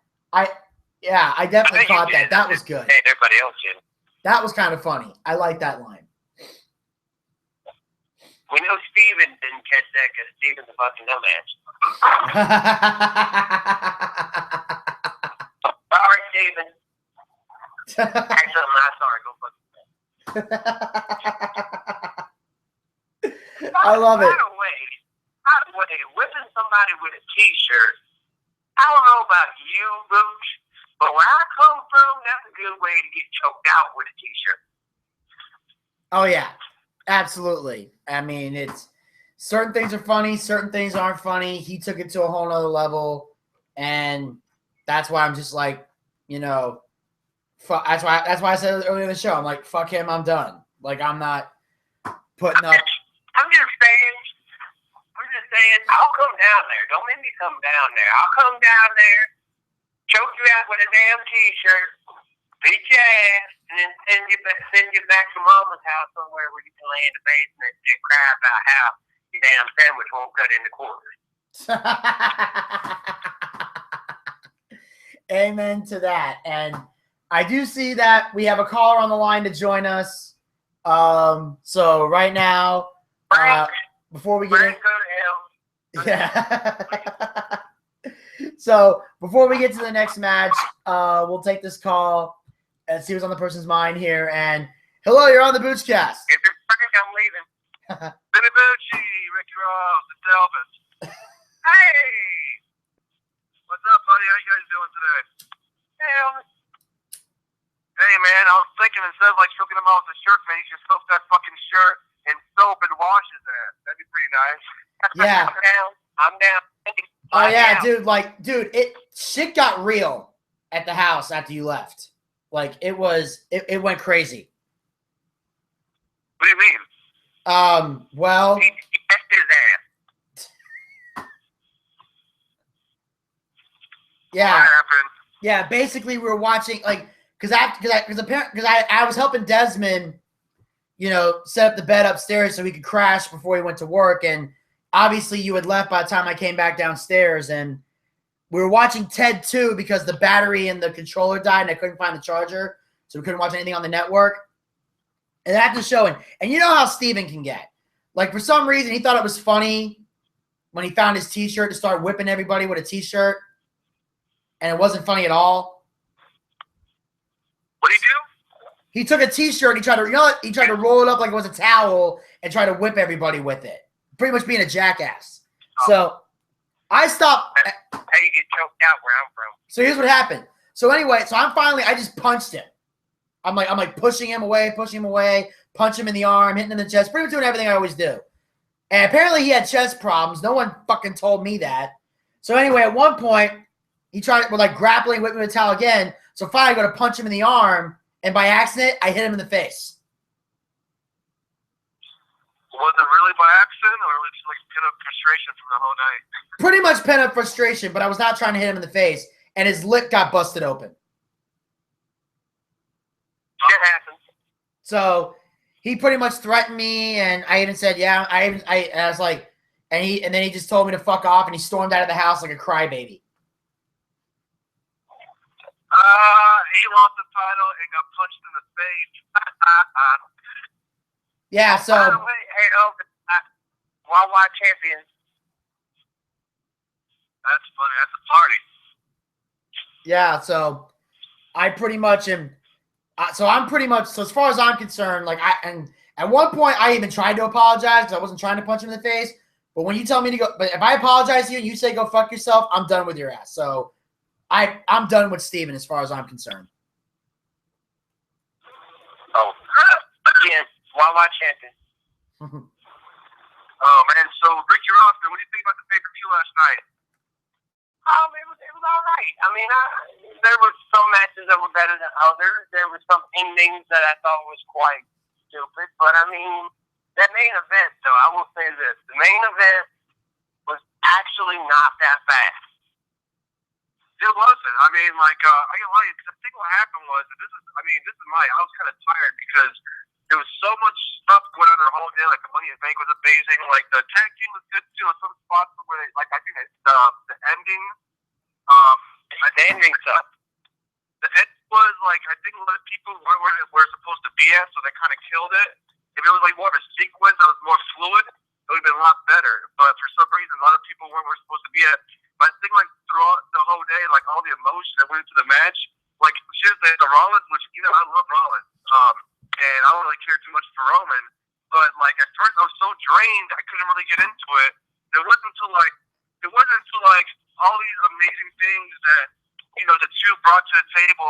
I think what really kicked it into gears when, Roman was going for that spear, and then in mid-air, Rollins pedigreed, he pedigreed him. I was like, oh my god, it just got better and better. I think all of us were making fun of each other. We're all talking shit to each other. I'm the only one glued to the TV like, holy crap, are you guys watching this? Yeah. I mean, I liked it. It was, what a lot of people don't quite get is what all went into that. I mean, there was a couple times where I thought, you got to remember, I'm looking at it from a whole other set of eyes. I'm looking at it from the perspective of somebody who's a worker.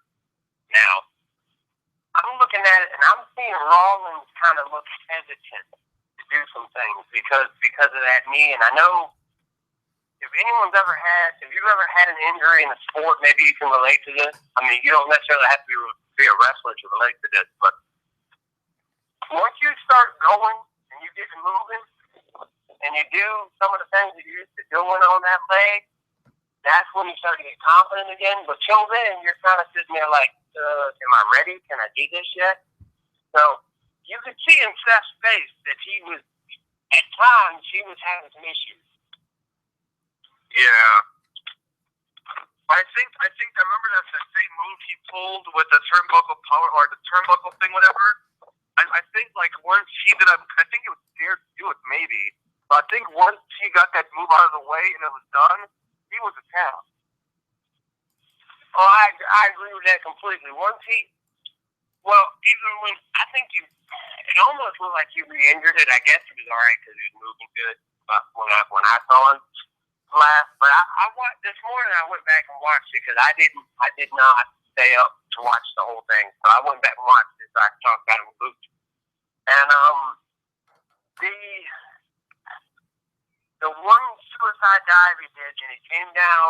leg real bad.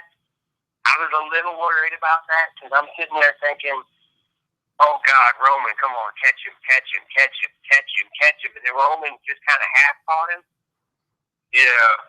If you hear, and when I say that, I'm going to say this for the viewers. I think you kind of know what I'm talking about. But, folks, the object when somebody does a dive or comes off the top rope at any time, the object is to catch that person to make sure they are not injured completely.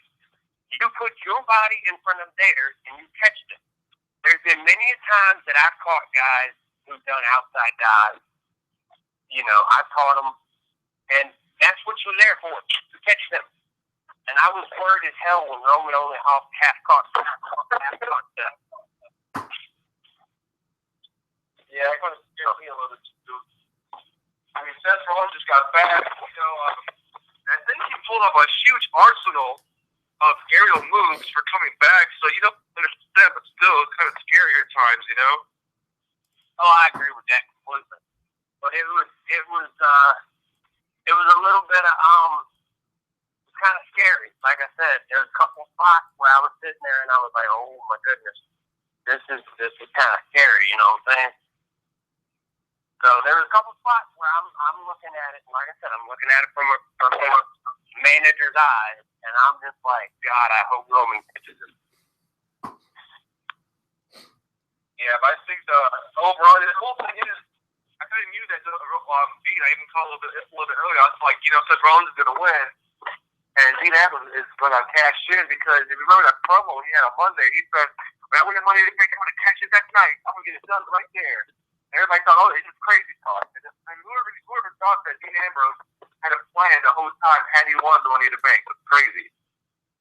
Oh yeah, he had that shit planned. That was all completely planned. The Dean was going to come do that.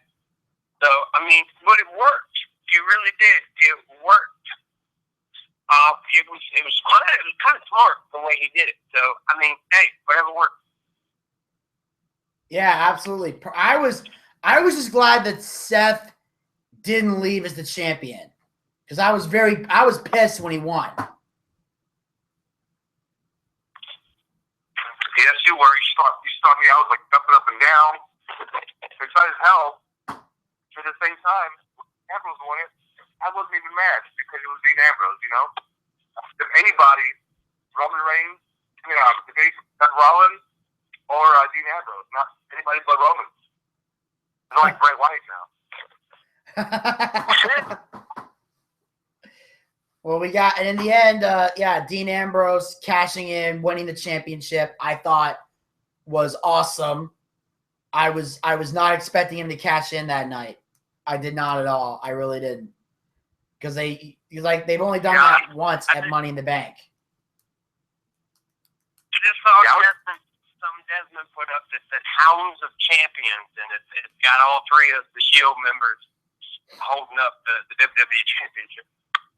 Yeah, that's cool, man. Every single member of the Shield's already got a championship. That's amazing. It's awesome. And definitely it opens up, it opens up to the possibility of that triple threat match everybody's been talking about they want to see between the Shield. We could very well see it at Battleground. Yeah, I mean, we have to see what's going to happen tonight. I think tonight's going to be awesome. The thing is, for the people who didn't watch the pay-per-view, I'm not sure who didn't, but for those who can't get the network or something, watching Monday Night Raw, the first person that comes out is Dean Ambrose that championship. It was like, what the fuck? Yeah, I mean, if you didn't watch last night, you're an idiot. You missed out on a great show. Some people, on the pay-per-views, used to be real expensive, like $56 a pop. Right now, $10 is, I mean, it's kind of easier to get it. I still know a lot of people who don't have network because they can't afford it. Too much stuff going on, so I'm not going to knock the fighting team. There's plenty to stream online too. Some people aren't too tech savvy or internet savvy to get it online, so I really fault them for it. But they missed it. They definitely should watch it on their friend's account, or they should stream it online, or do something because if you were talking to me 5 years ago, there'd be no way to watch this. Like stream it. Well, exactly. there's so many like streaming sites online that streams it live. We can watch the recap, like the whole thing from its entirety, from the pre-show to the very end. So we are fortunate we're in this kind of world right now where the internet kind of reigns supreme. And it's like you just look up like watch this and that, whatever. The first couple times there's gonna be the one towards WWE.com or Network.com. And after that, it's gonna be like, well, streaming here, under this channel. You can stream it. It's something else. Yeah, exactly. That's what I did this morning. I don't have the network, and I wanted to go back and check it out this morning. So I went on a streaming site and checked it out, and it's the same streaming site that Vinny's actually using to watch Jakar. This particular streaming site has a ton of different wrestling companies on there. So there you go. Yeah, like it's got like Ring of Honor, it's got Booch Underground, yeah. That's how I watch Booch Underground. What's that? That's how I watch Booch Underground. I wait till Thursday morning and then watch it up there. Oh man, Lucha Underground's amazing. I mean, that's weird. That is the. All right, well, I just want to get a hold of you, see what you guys do. Ricky Ross, man, it's good to hear from you. I haven't heard you in a while, so I'm glad you're on Mondays. So we can start, hanging out on Mondays and start talking on the show, whatever. I have my lunch between 1 and 2. Sometimes they kind of go past because there's people not there or whatever, but glad you're on the show, man. It's pretty cool. Look forward to kind of hanging out and talking on Mondays. Oh, yeah, I appreciate it, man. I thank you for calling in, and as always, Elvis, man, take it easy. Oh, you too, man. Vinny, have yourself a good one, buddy. Absolutely, man. You too. All right. And that, ladies and gentlemen, was, of course, Elvis Dolinsky. Always a pleasure to have him call into the show. And, of course, now we're going to go back. We're going to jump back a little bit to where we were in the recap. And we're going to move on. We're going to go to the next match that took place after the Kevin Owens interview. All I can say is I hope 90 seconds. I just hope that after this match, the rivalry is finally over. And that is, of course, I'm talking about Dolph Ziggler versus Baron Corbin.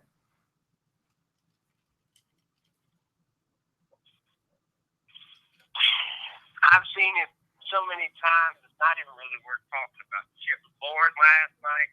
Probably going to be boring sitting here talking about it. It ain't worth even really mentioning. Just move on. All right. I will say this. The crowd did chant, chanted boring during the match, which gave you a clear indication of what was going to happen. And like I said, I hope this puts the rivalry to rest. Baron Corbin, of course, won with the end of days and got the victory, although they did have a bit of a fight, but it wasn't interesting, and everybody was pretty much dead from it. The only good thing about this match showing up on the main card was it finally gave Baron Corbin a push on the main card. And I hope that this will lead Baron Corbin to another rivalry. I hope it'll put Ziggler somewhere else, and we can finally put this to bed because no one is benefiting from this. I hope the push is 10 seconds. Possibly like a U.S. title contender, because he has the ability to be a very good U.S. champion. Oh, absolutely, yeah. And he plays a heel very well. Oh, I agree with that completely. Oh, yeah. That's one thing that Elvis and I have always loved about Baron Corbin was he has the ability to naturally be a heel. And, like, very few people can actually play a real heel in wrestling, and Baron's one of them. What the fuck you talking about, Willis? I meant, like, be a heel that can actually be a dick to the crowd and get the fans to boo him and play the role so well. There's very few of those wrestlers out there. There are people that are heels, but they still get cheered because people like their badass demeanor. It's very tough to get a heel that people actually hate. People don't like my badass demeanor, buddy. They don't. They don't like my badass demeanor. They don't like me, period, because I tell them that their mother shouldn't have conceived them because A, they're ugly, B, they smell like dog, and C, they look like Kirstie Alley had a baby with Chewbacca. Well, see, yeah, you found a great. Well, see, that's the thing. You found a way to generate that heat from the crowd. I'm just saying, it's a lost art. Is all I'm trying to say. Oh yeah, yeah, it is. It's not easy being a heel. I'm gonna go ahead and say that now. It is not very easy to be a heel. People think, you just say mean shit and you're a heel. No. You have to be creative. You can't just be out there and say, your mama's a hound dog. Yeah, no, that don't work. It ain't that easy. No, not easy at all. And Ain't that easy. yeah. And on that note, we move on to the next match of the night. This match, I pretty much I gave, like, when we did the prediction competition, I wrote different names for different matches, and I called this one Killing Time Before the Boss Shows Up, which is pretty much I can best describe this match, and that's, of course, Charlotte and Dana Brooke versus Natalya and Becky Lynch. Again, waste of time. It was nothing. The ending wasn't even that great. It made me depressed, and I feel like that match put women's wrestling back into the era of the Attitude when it was shit. Yeah, there was nothing even remotely like this match was literally probably one of the most boring women's matches I've ever seen, and that says a lot. I wouldn't say probably. I will say straight up, it was the most boring women's match I ever saw. It's like these women. It's like they're not even trying. It's like they're literally just killing time before Sasha shows up. So it's like they literally phoned it in.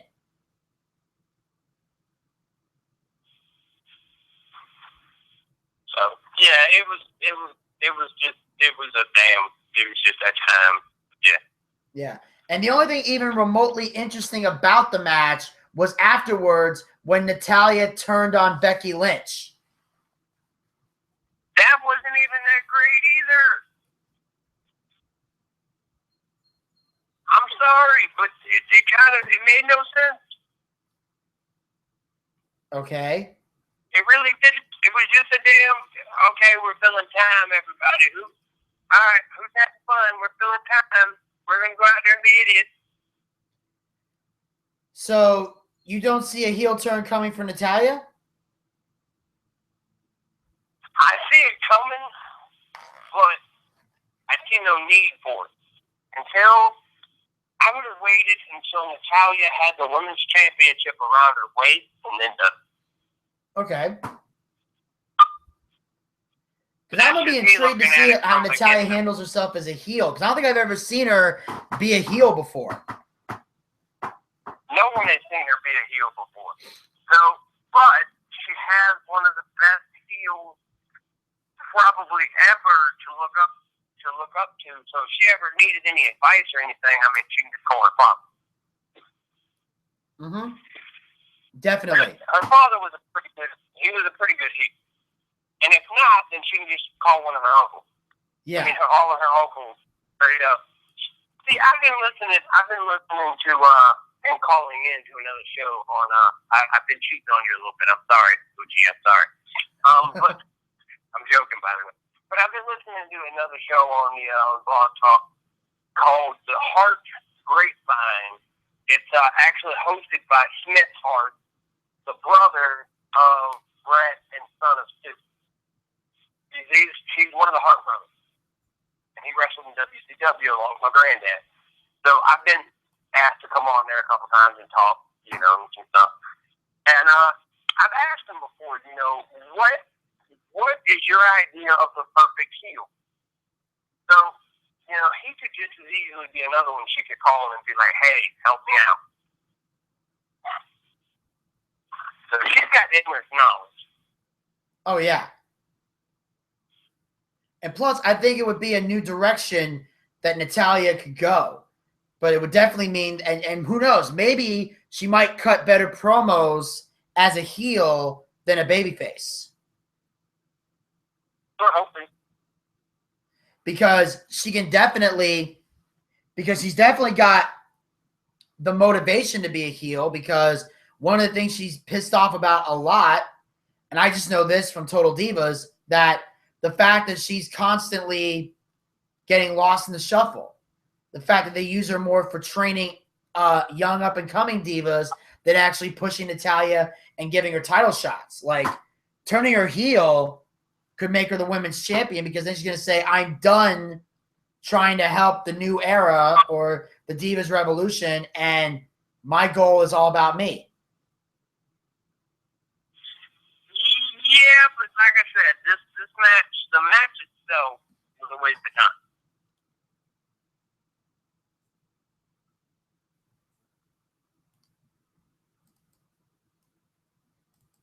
Yeah, You know what I'm saying, Booch? Yeah.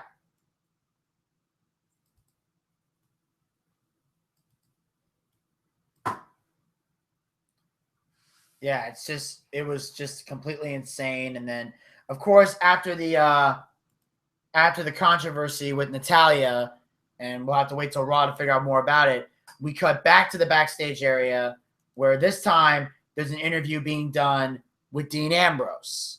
And of course, as we all know, we mentioned about Dean Ambrose winning the Money in the Bank. But before the Money in the Bank ladder match itself, this is what Dean had to say about the whole ordeal.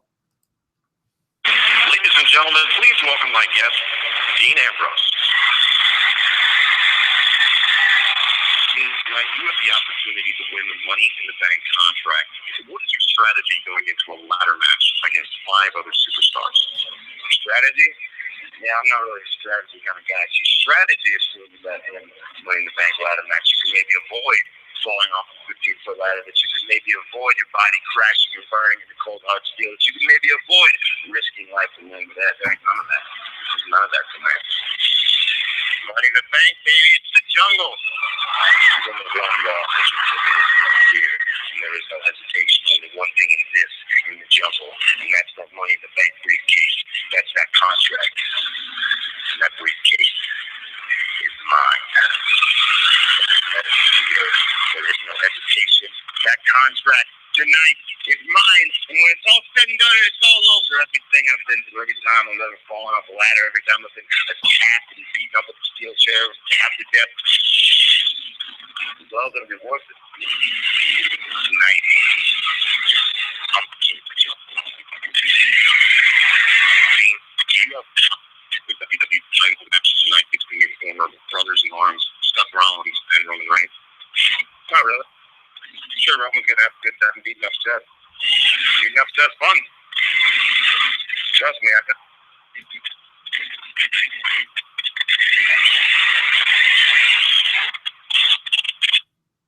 Well, since we've already kind of sort of talked about the main event, I think it's safe to say that beating up Seth Rollins was definitely fun for Dean Ambrose. Yep.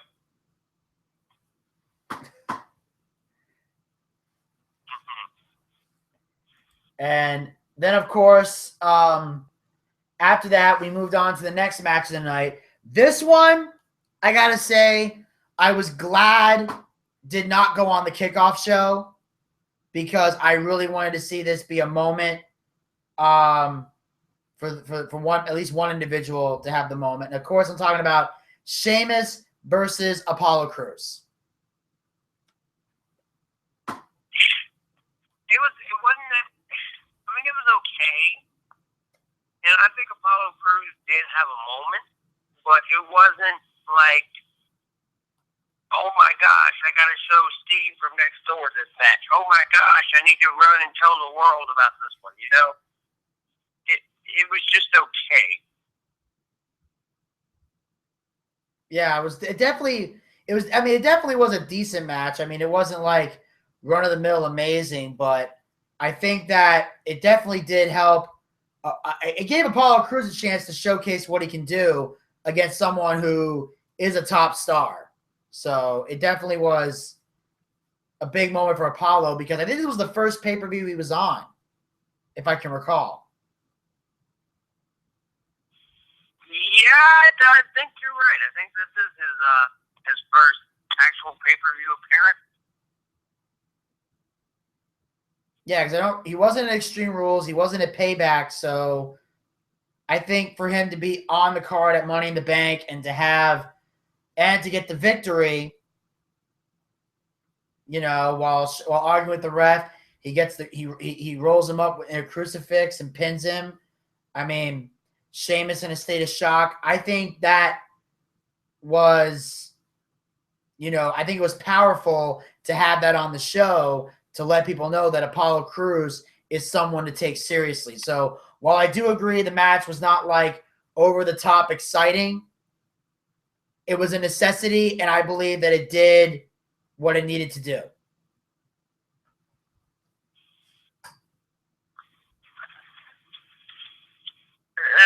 Yeah, I agree with that. I agree it did what it needed to do.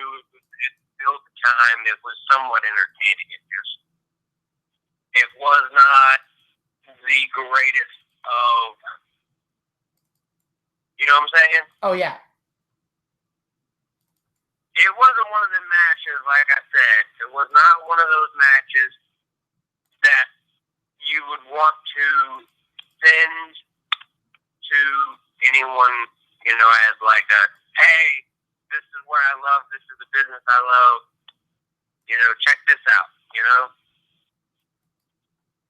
Not really that kind of match.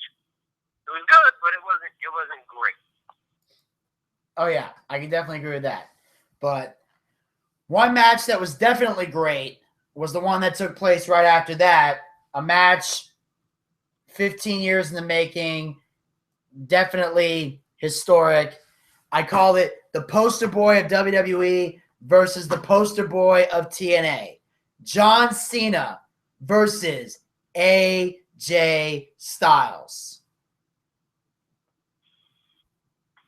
Now, I like this match. I like the way this match went about. Did not like the finish. That was the only thing. That was the only problem I had with John versus AJ. The finish was bullshit. Oh, absolutely. I couldn't have agreed more with that.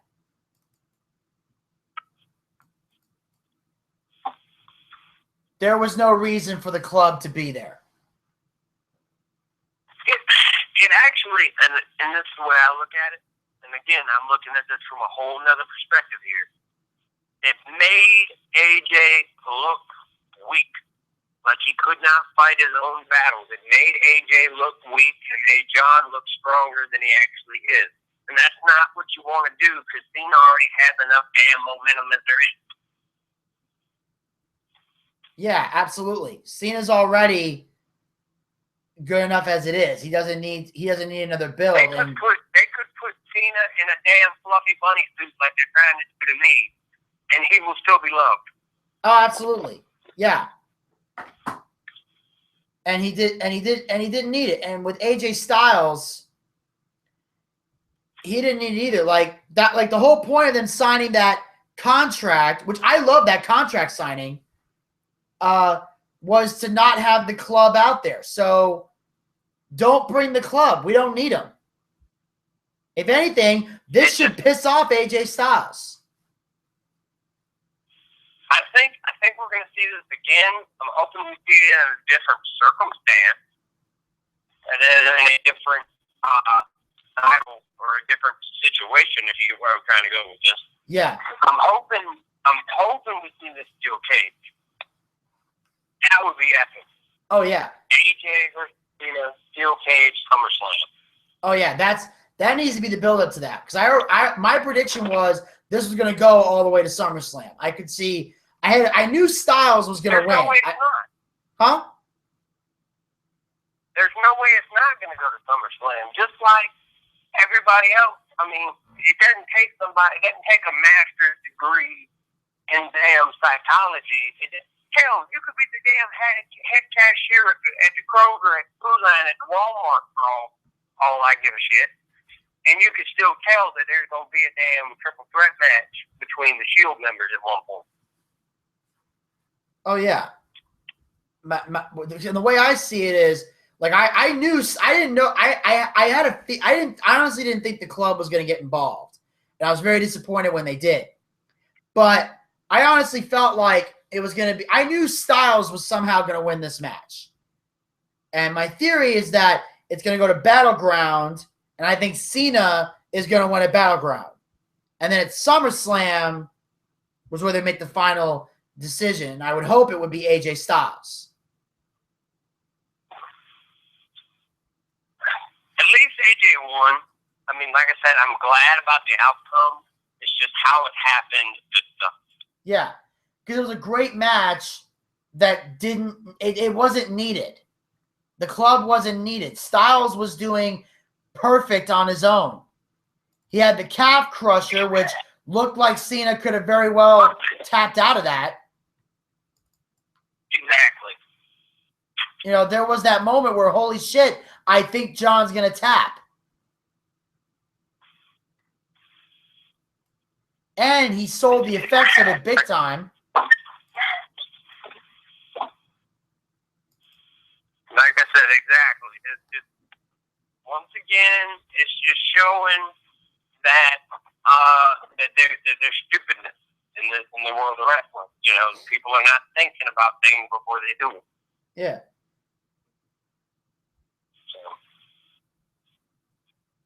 I mean, the finish was not necessary. They did.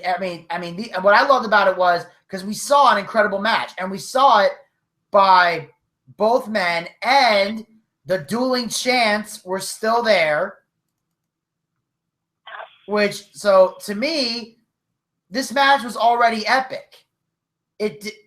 There was no reason for the club. There was no logic behind the club. If there was logic, I could understand maybe. Like I can understand if Styles signed the contract with the club and the club got involved, I would have understood that. But there wasn't shit to make it. It didn't make any damn sense whatsoever.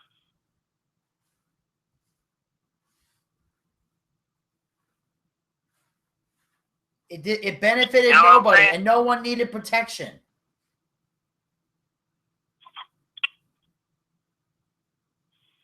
So it didn't make any sense at all. None. I can 100% agree with that.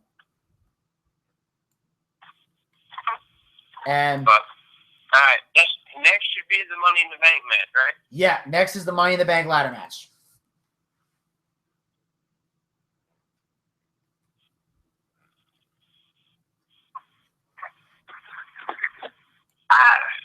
We gonna talk about it now? Oh yeah, I was waiting for you. Okay, all right.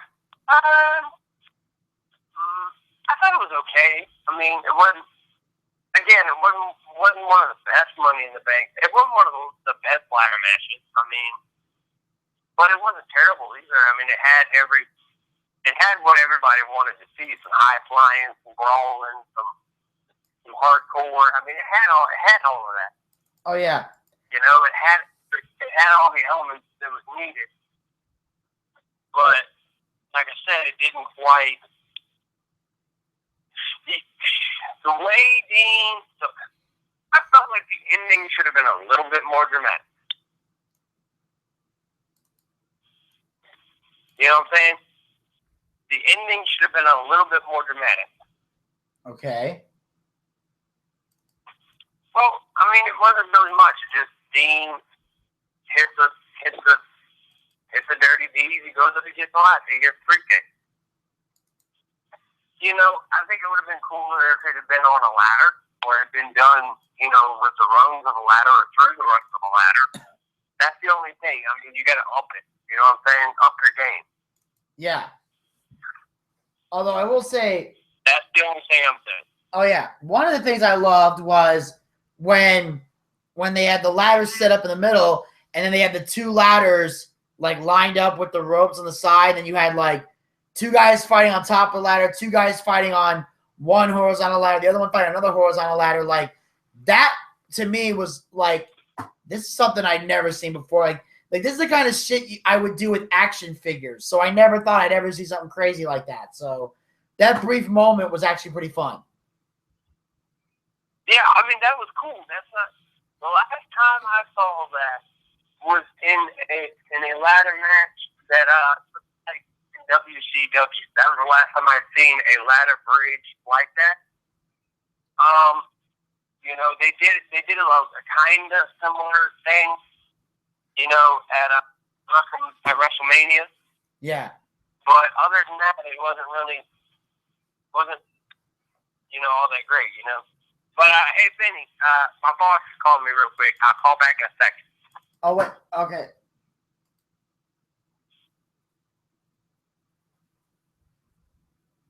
Okay. I'm gonna keep. Oh damn.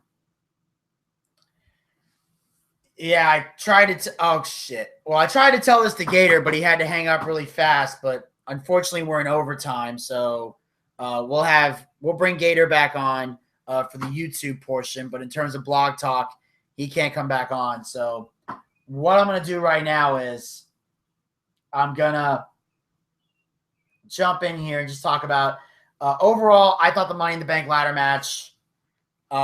It was great. It had great high spots, great moments. Great storytelling. A lot of crazy moments where it looked like Sammy was going to win. Cesaro was going to win. Cesaro with the multiple spins and sending guys into ladders. And just everything about this match was great. Everybody got their signature moves and their high spots in. And it created a lot of craziness and controversy. In the end, Dean Ambrose won the briefcase. Obviously, and of course, he cashed it in to win the world title. We talked about that. But I just overall felt that Dean did a great job. And I felt he was the most deserving out of everyone to win the Money in the Bank ladder match. Desmond was kind of going for Kevin Owens because he feels that the Money in the Bank should be mostly for heels and that baby faces shouldn't win. I disagree. I think it depends on whoever's holding the title that can determine effectively who wins what title. So my overall opinion on that is I like the fact that Dean Ambrose won because I felt out of all 6 of these men, Dean Ambrose was the most deserving of the World Heavyweight title. No one deserved that belt more than Dean Ambrose. He won it. He earned it. He deserved it. Nobody else deserved it. Not Kevin Owens, not Sami Zayn, not Chris Jericho, definitely not Alberto Del Rio. And I like Cesaro, but Dean Ambrose was the most deserving. I've always felt like he was the better man of the Shield. I felt he was the true leader of the Shield, and I felt that it was bullshit that Seth got the title before him.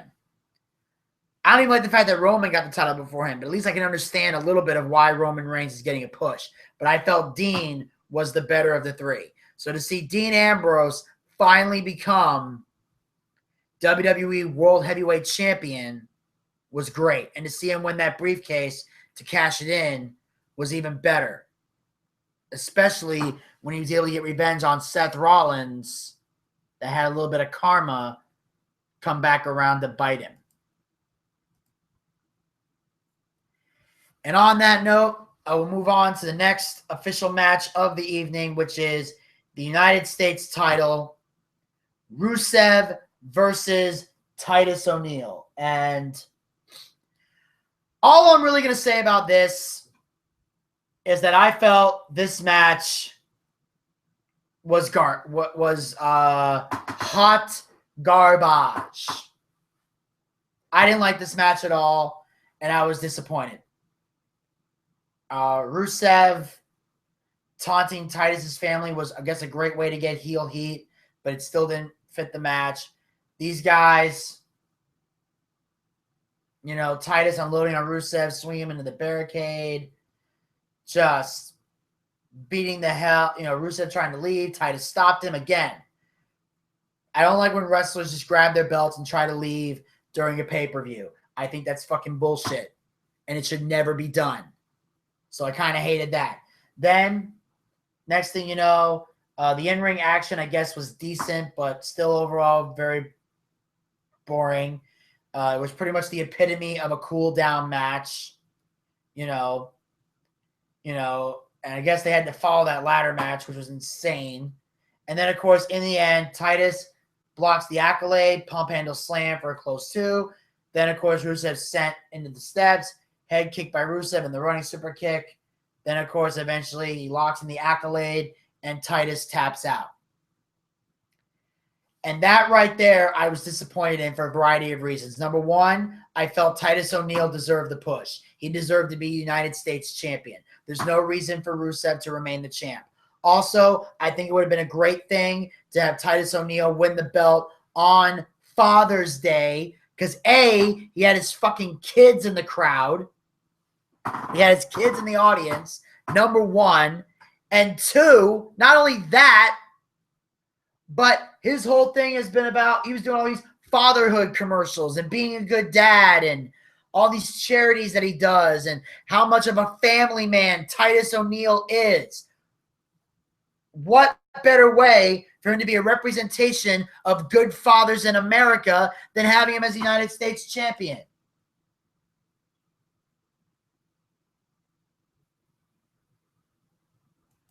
It would have been amazing. You know, it would have been great.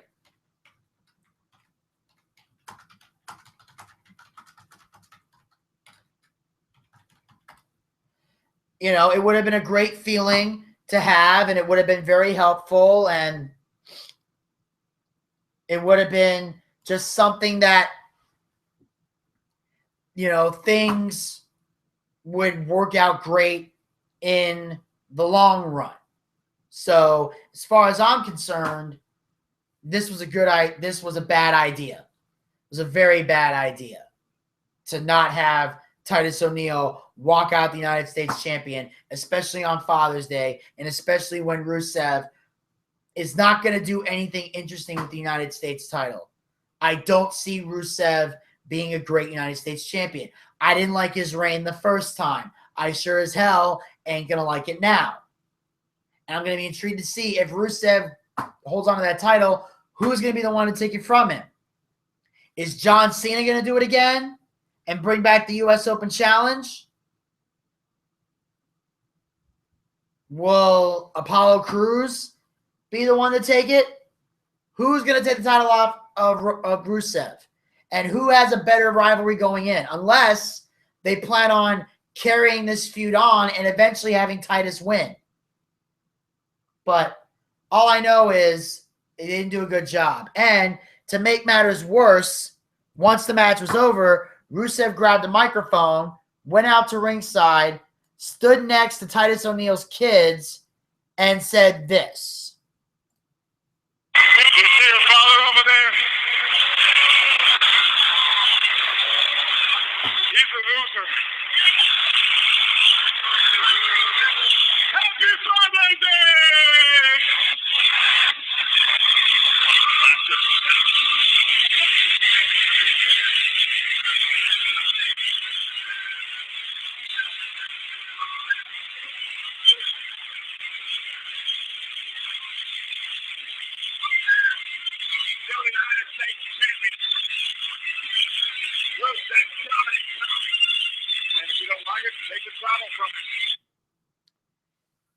Yeah, if you don't like it, take the title from him.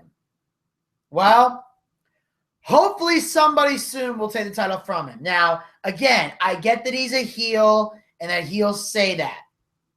But there's no cause for Rusev to remain champion. And again, it did nothing whatsoever to benefit this show or benefit this title. I don't know where you're going to go from here. Titus O'Neil just tapped out. How am I supposed to believe that someone who tapped out is going to get a rematch and win? Because part about being Americans is we never give up. And yet, he gave up. At least let him get choked out. Let him pass out. Then Rusev can say, your father is a loser. But no, you made him blatantly tap out. So now, not only does Titus O'Neil look weak to the fans, he now looks weak to his own damn family. Because that's the toughest thing in the world, is not only did you give up in front of fans, you gave up in front of your kids. Realistically, as a dad, if you tap out in front of your kids, you lose the respect of your own kids. They don't see you as a man anymore. That's sad. And that is a horrible way to present something on Father's Day. It made no sense to me. And on that note, I'll talk briefly about the main event. I know we already know what happened on the main event, but Elvis and Gator got into a big discussion, and I didn't really get a chance to speak my piece on it. So I'm going to speak my piece on it right now before I wrap up the show. And we had for the World Heavyweight title, Roman Reigns versus Seth Rollins. This match was actually very good. As I've said before, Seth Rollins, even though I'm not a big fan of his, he is a great in-ring wrestler. So I can always expect a good match from him. And, of course, I like the fact that Rollins was, still able to do, a lot of high-flying moves like tope suicidas and, tilt, and just everything he could possibly do. And these guys were not afraid to work with each other in the ring. And I think because they're such good friends outside the ring, they were able to, put on a great match. And, everything, Rollins blocked superplex, the buckle bomb, followed by the Avada Kedavra, which was great. And then, of course, I like the fact that when he went for the next buckle bomb, Reigns jumped out, hit a Superman punch. I thought was great. Great storytelling from these guys. Awesome moves. I love the fact that he went for the spear, and in midair, Rollins countered it with a pedigree. As he jumps for the spear, Rollins jumped up, grabbed his head, at least one of the arms, and boom, dropped him with a pedigree. But Reigns still managed to kick out.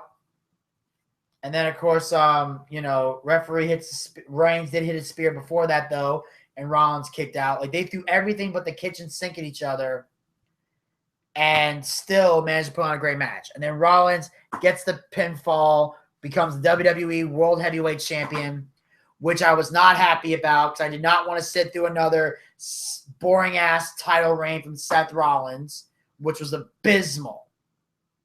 I'm sorry. You guys know me.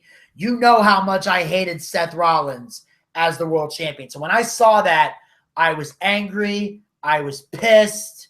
I was frustrated. I was already ready to just snap.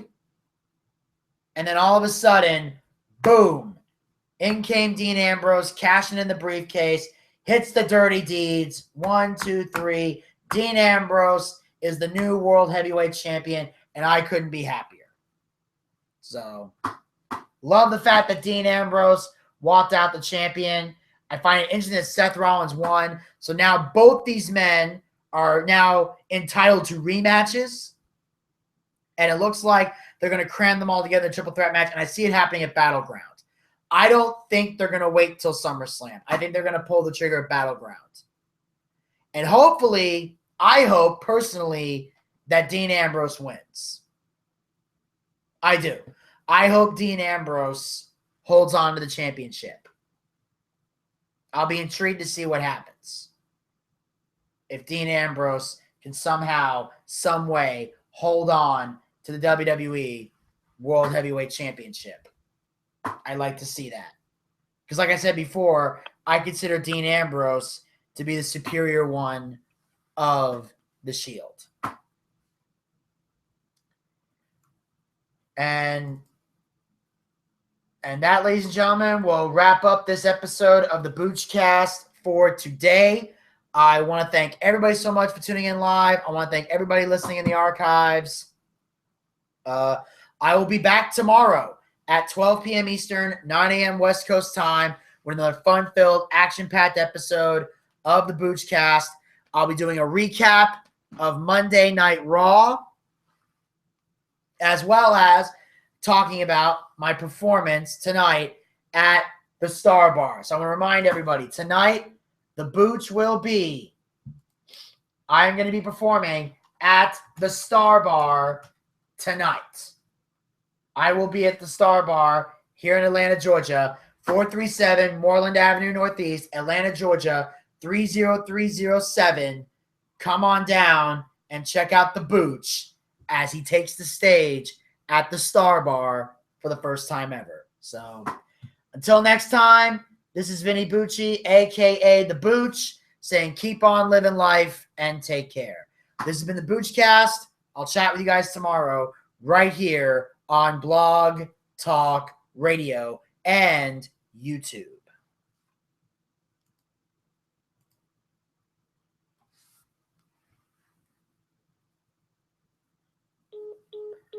All right. And now, ladies and gentlemen, I'm still here on YouTube. And the reason I'm still on YouTube is because we're going to bring Gator Ricky Ross back. And we're going to let him share his thoughts on, let me see how far back we went here. We were on the Money in the Bank ladder match. So we'll talk about a few more matches with Gator and then wrap up the show. So real quick, let's get Gator Ricky Ross on the phone here. I have a Facebook account. Oh my God, they're going to make me sign into this damn thing. I don't know what it is with these people. I don't know what the hell is the matter with these guys. I really don't. They're seriously making me sign in right now. This is happy. This is horse shit. Welcome to Messenger. Now it's streaming. There it is. Calls. So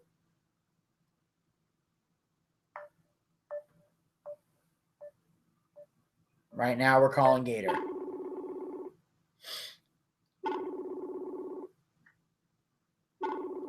See what we got.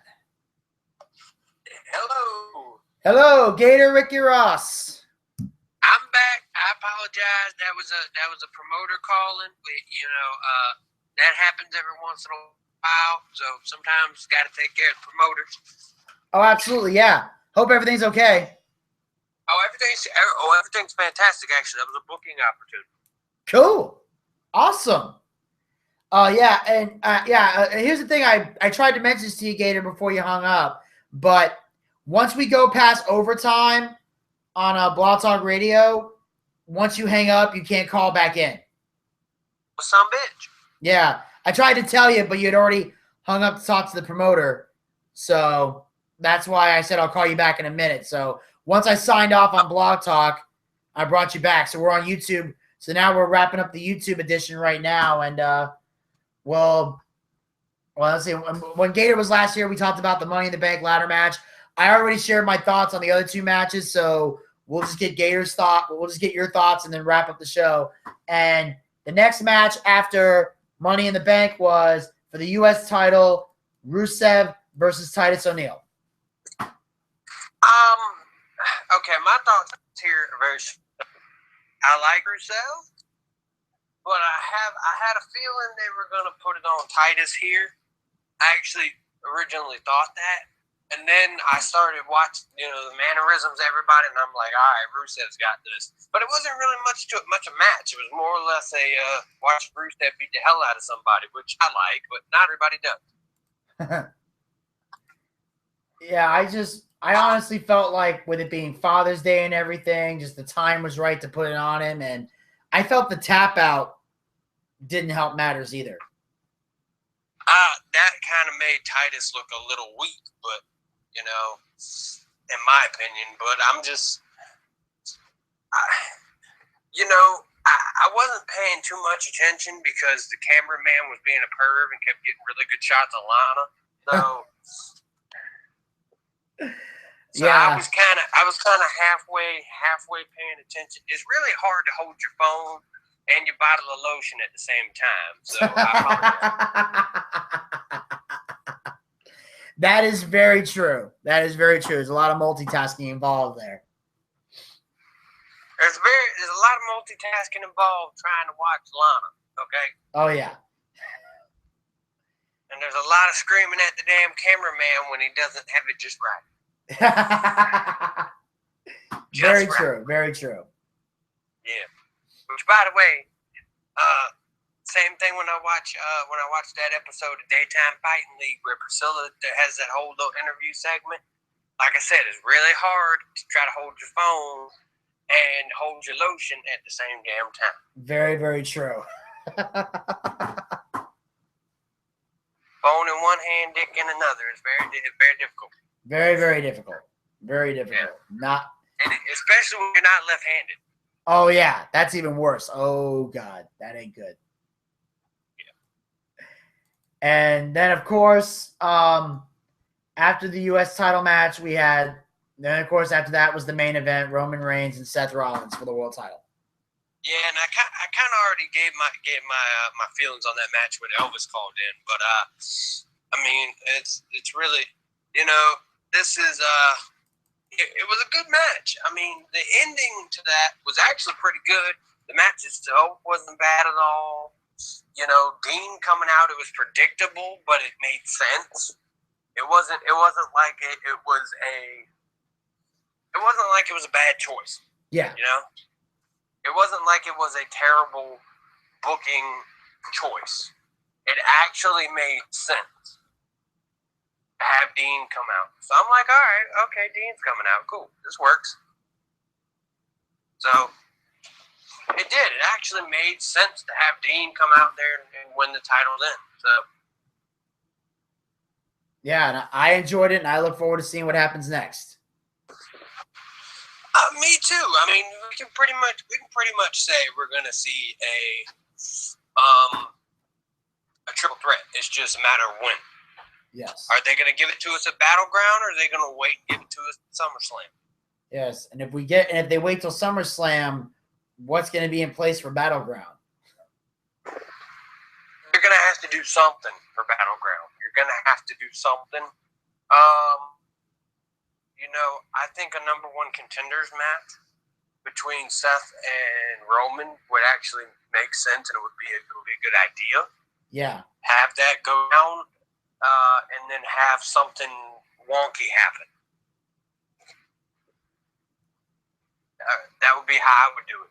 Have Seth versus Roman one more time for a number one contenders match. And have something wonky go down. Actually, this would be better suited for a Raw or a SmackDown. But you could do it. You could do it at Battleground. Yeah, maybe have Dean as the guest referee, and then he just screws them both over. That works too. Dean screws them both over, and bada bing, bada boom. SummerSlam rolls around, and we got the triple threat match already set up here, and I would love to see John versus AJ in a cage. I think that would actually be a smart idea. It would be a smarter idea to do it in a cage. Have John say, "Hey, look, AJ, you ain't got no balls. You ain't got Have John do his whole Macho Man shit he does, and challenge AJ to a cage match.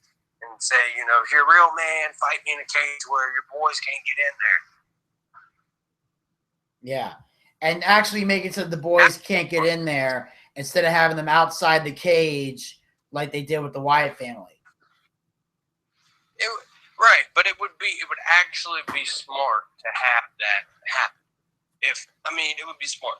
Because then you can give the fans the clear-cut winner that they wanted. You know what I'm saying? Yes. So, you want to tell everybody about what we got lined up for next Monday when I'm back with us again? Next Monday, we'll have some talk about Moonraker from Chikara. So I'm gonna check that out by Monday, and then of course, since since there's no pay-per-views next Monday, we pretty much just we'll get into some good old-fashioned just wrestling talk. We got plenty of articles, plenty of topics we'll dive into and take a look at. Well, I kind of, and it's just my take on this, and I don't know what you think about this, but how about a little bit of worst gimmicks in independent wrestling history? We'll do that. That sounds good. We'll do that. Get a little bit of that in there too, because I got some good ones. Oh yeah, absolutely. And I'll dig through. I'll try to see if I can find some in here in Georgia that were pretty bad and try to remember that. Trash bag wrestling, bro. I'm telling you, trash bag wrestling. Oh, that's an actual place? It's an actual Facebook page. It's a Facebook indie wrestling fan page that is nothing but shitty wrestlers, gimmicks, matches, all that. Okay, I'll definitely check that out. I actually sent them a picture of the Black Russians, and they put them up there. Which was a big fuck you to that company I used to work for, which we're not going to say the name of because I'm a nice guy. We're not going to say the name of it, but that was a big fuck you to the Black Russians. Oh yeah, absolutely. And hey, they put it up there. That's something. So that's right. So next week we got Moonraker, Chikara, worst gimmicks in wrestling history, and we'll pull up some articles and do some news talk as well. Yeah, there's always some good articles. Just like there was one I read a couple days ago about Jerry the King Lawler got arrested. Yes, we talked about that on Friday. Yeah, I know. I'm not on Friday. I know. I'm just saying. I was just saying that I'm aware of it. But yeah. Yeah. Jerry got arrested. And there was a bunch of. What got me was there was a bunch of idiot kids out there at the jail he was at in Memphis, Tennessee, with signs saying "Free King."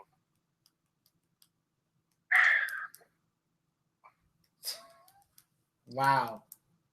Just idiots. It ain't Kevin Hart. You don't need to have signs out there. It's not Cat Williams. Yeah, and he's not going to jail forever. He just spent the night there. He just spent the night there.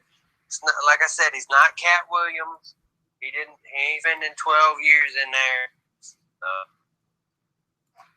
Man, I've been actually watching, and let me just ask you this from a comedian to a comedian standpoint here. What do you think of Cat Williams? Because I think his comedy is quite forced. I think there was a time where I used to think Cat Williams was funny. I don't anymore, and I just think he's an idiot. Like, he's doing all this. I agree. He gets involved in all this stupid shit, and he's one of those conspiracy theory, people, and just nothing he said has any logic behind it. He picks fights with people for no damn reason. He picked fight with a baby, and the baby beat his ass. Yeah. I'm sorry you're only 5'7" and a damn 10-year-old could whoop your ass. Yeah. He picked a fight with a kid. He picked a fight. Was a bigger fucking game. Yeah, he picked a fight with some guy at a hip hop club or something, got his ass whooped.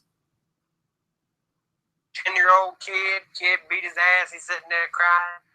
Lord Jesus, don't let the baby get me.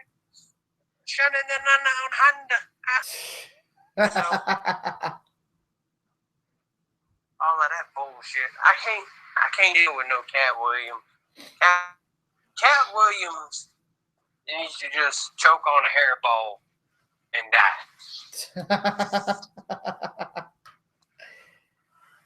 I don't know if I go that far, but he definitely is in need of some serious psychiatric care. Psychiatric care, choke on a hairball, same shit.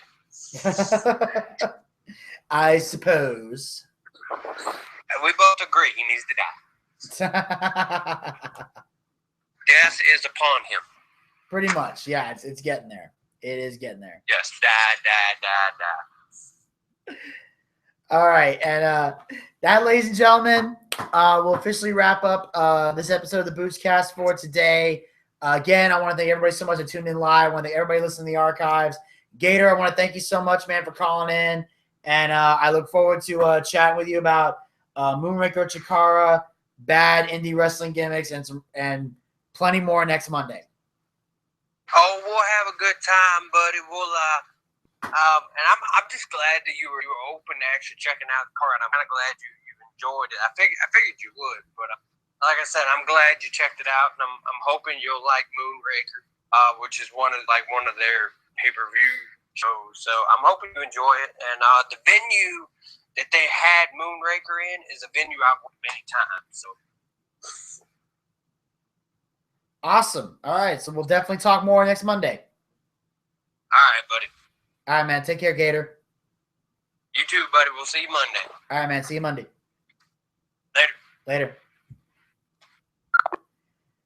All right, and before I go, ladies and gentlemen, I will ask you guys respectfully to please subscribe to the YouTube channel Booch316. You guys can check out all of the Boochcast episodes that have been recorded on here. Also, you can check out links to my stand-up comedy, my performances at the Atlanta Comedy Theater, the Punchline, and the Comedy Catch in Chattanooga, Tennessee, where I first performed at the World Series of Comedy. I'll be back there again in July at McCurdy's in Sarasota, Florida for the World Series of Comedy. So I'll definitely have a set to put out there for you guys. It's going to look great. You'll love it. I guarantee it. Also, you can check out my one-man show, Marta Mia, my appearance at Pro Wrestling School, and the sketch that I did with my buddy Jerry Truman, where we were Barack Obama and Joe Biden playing a rousing game of poker. So make sure you check those videos out and be on the lookout for more Boochcast episodes coming up. Like I said, I'll be back tomorrow at 12 p.m. Eastern, 9 a.m. West Coast time with another fun-filled, action-packed episode of the Boochcast. I'll be recapping Monday Night Raw, and I'll be talking about performance tonight at the Star Bar, located at 437 Moreland Avenue Northeast, Atlanta, Georgia, 30307. Come on out tonight. I, the Booch, will take the stage at the Star Bar. So until next time, this is Vinny Bucci, a.k.a. the Booch, saying keep on living life and take care. This has been the Boochcast.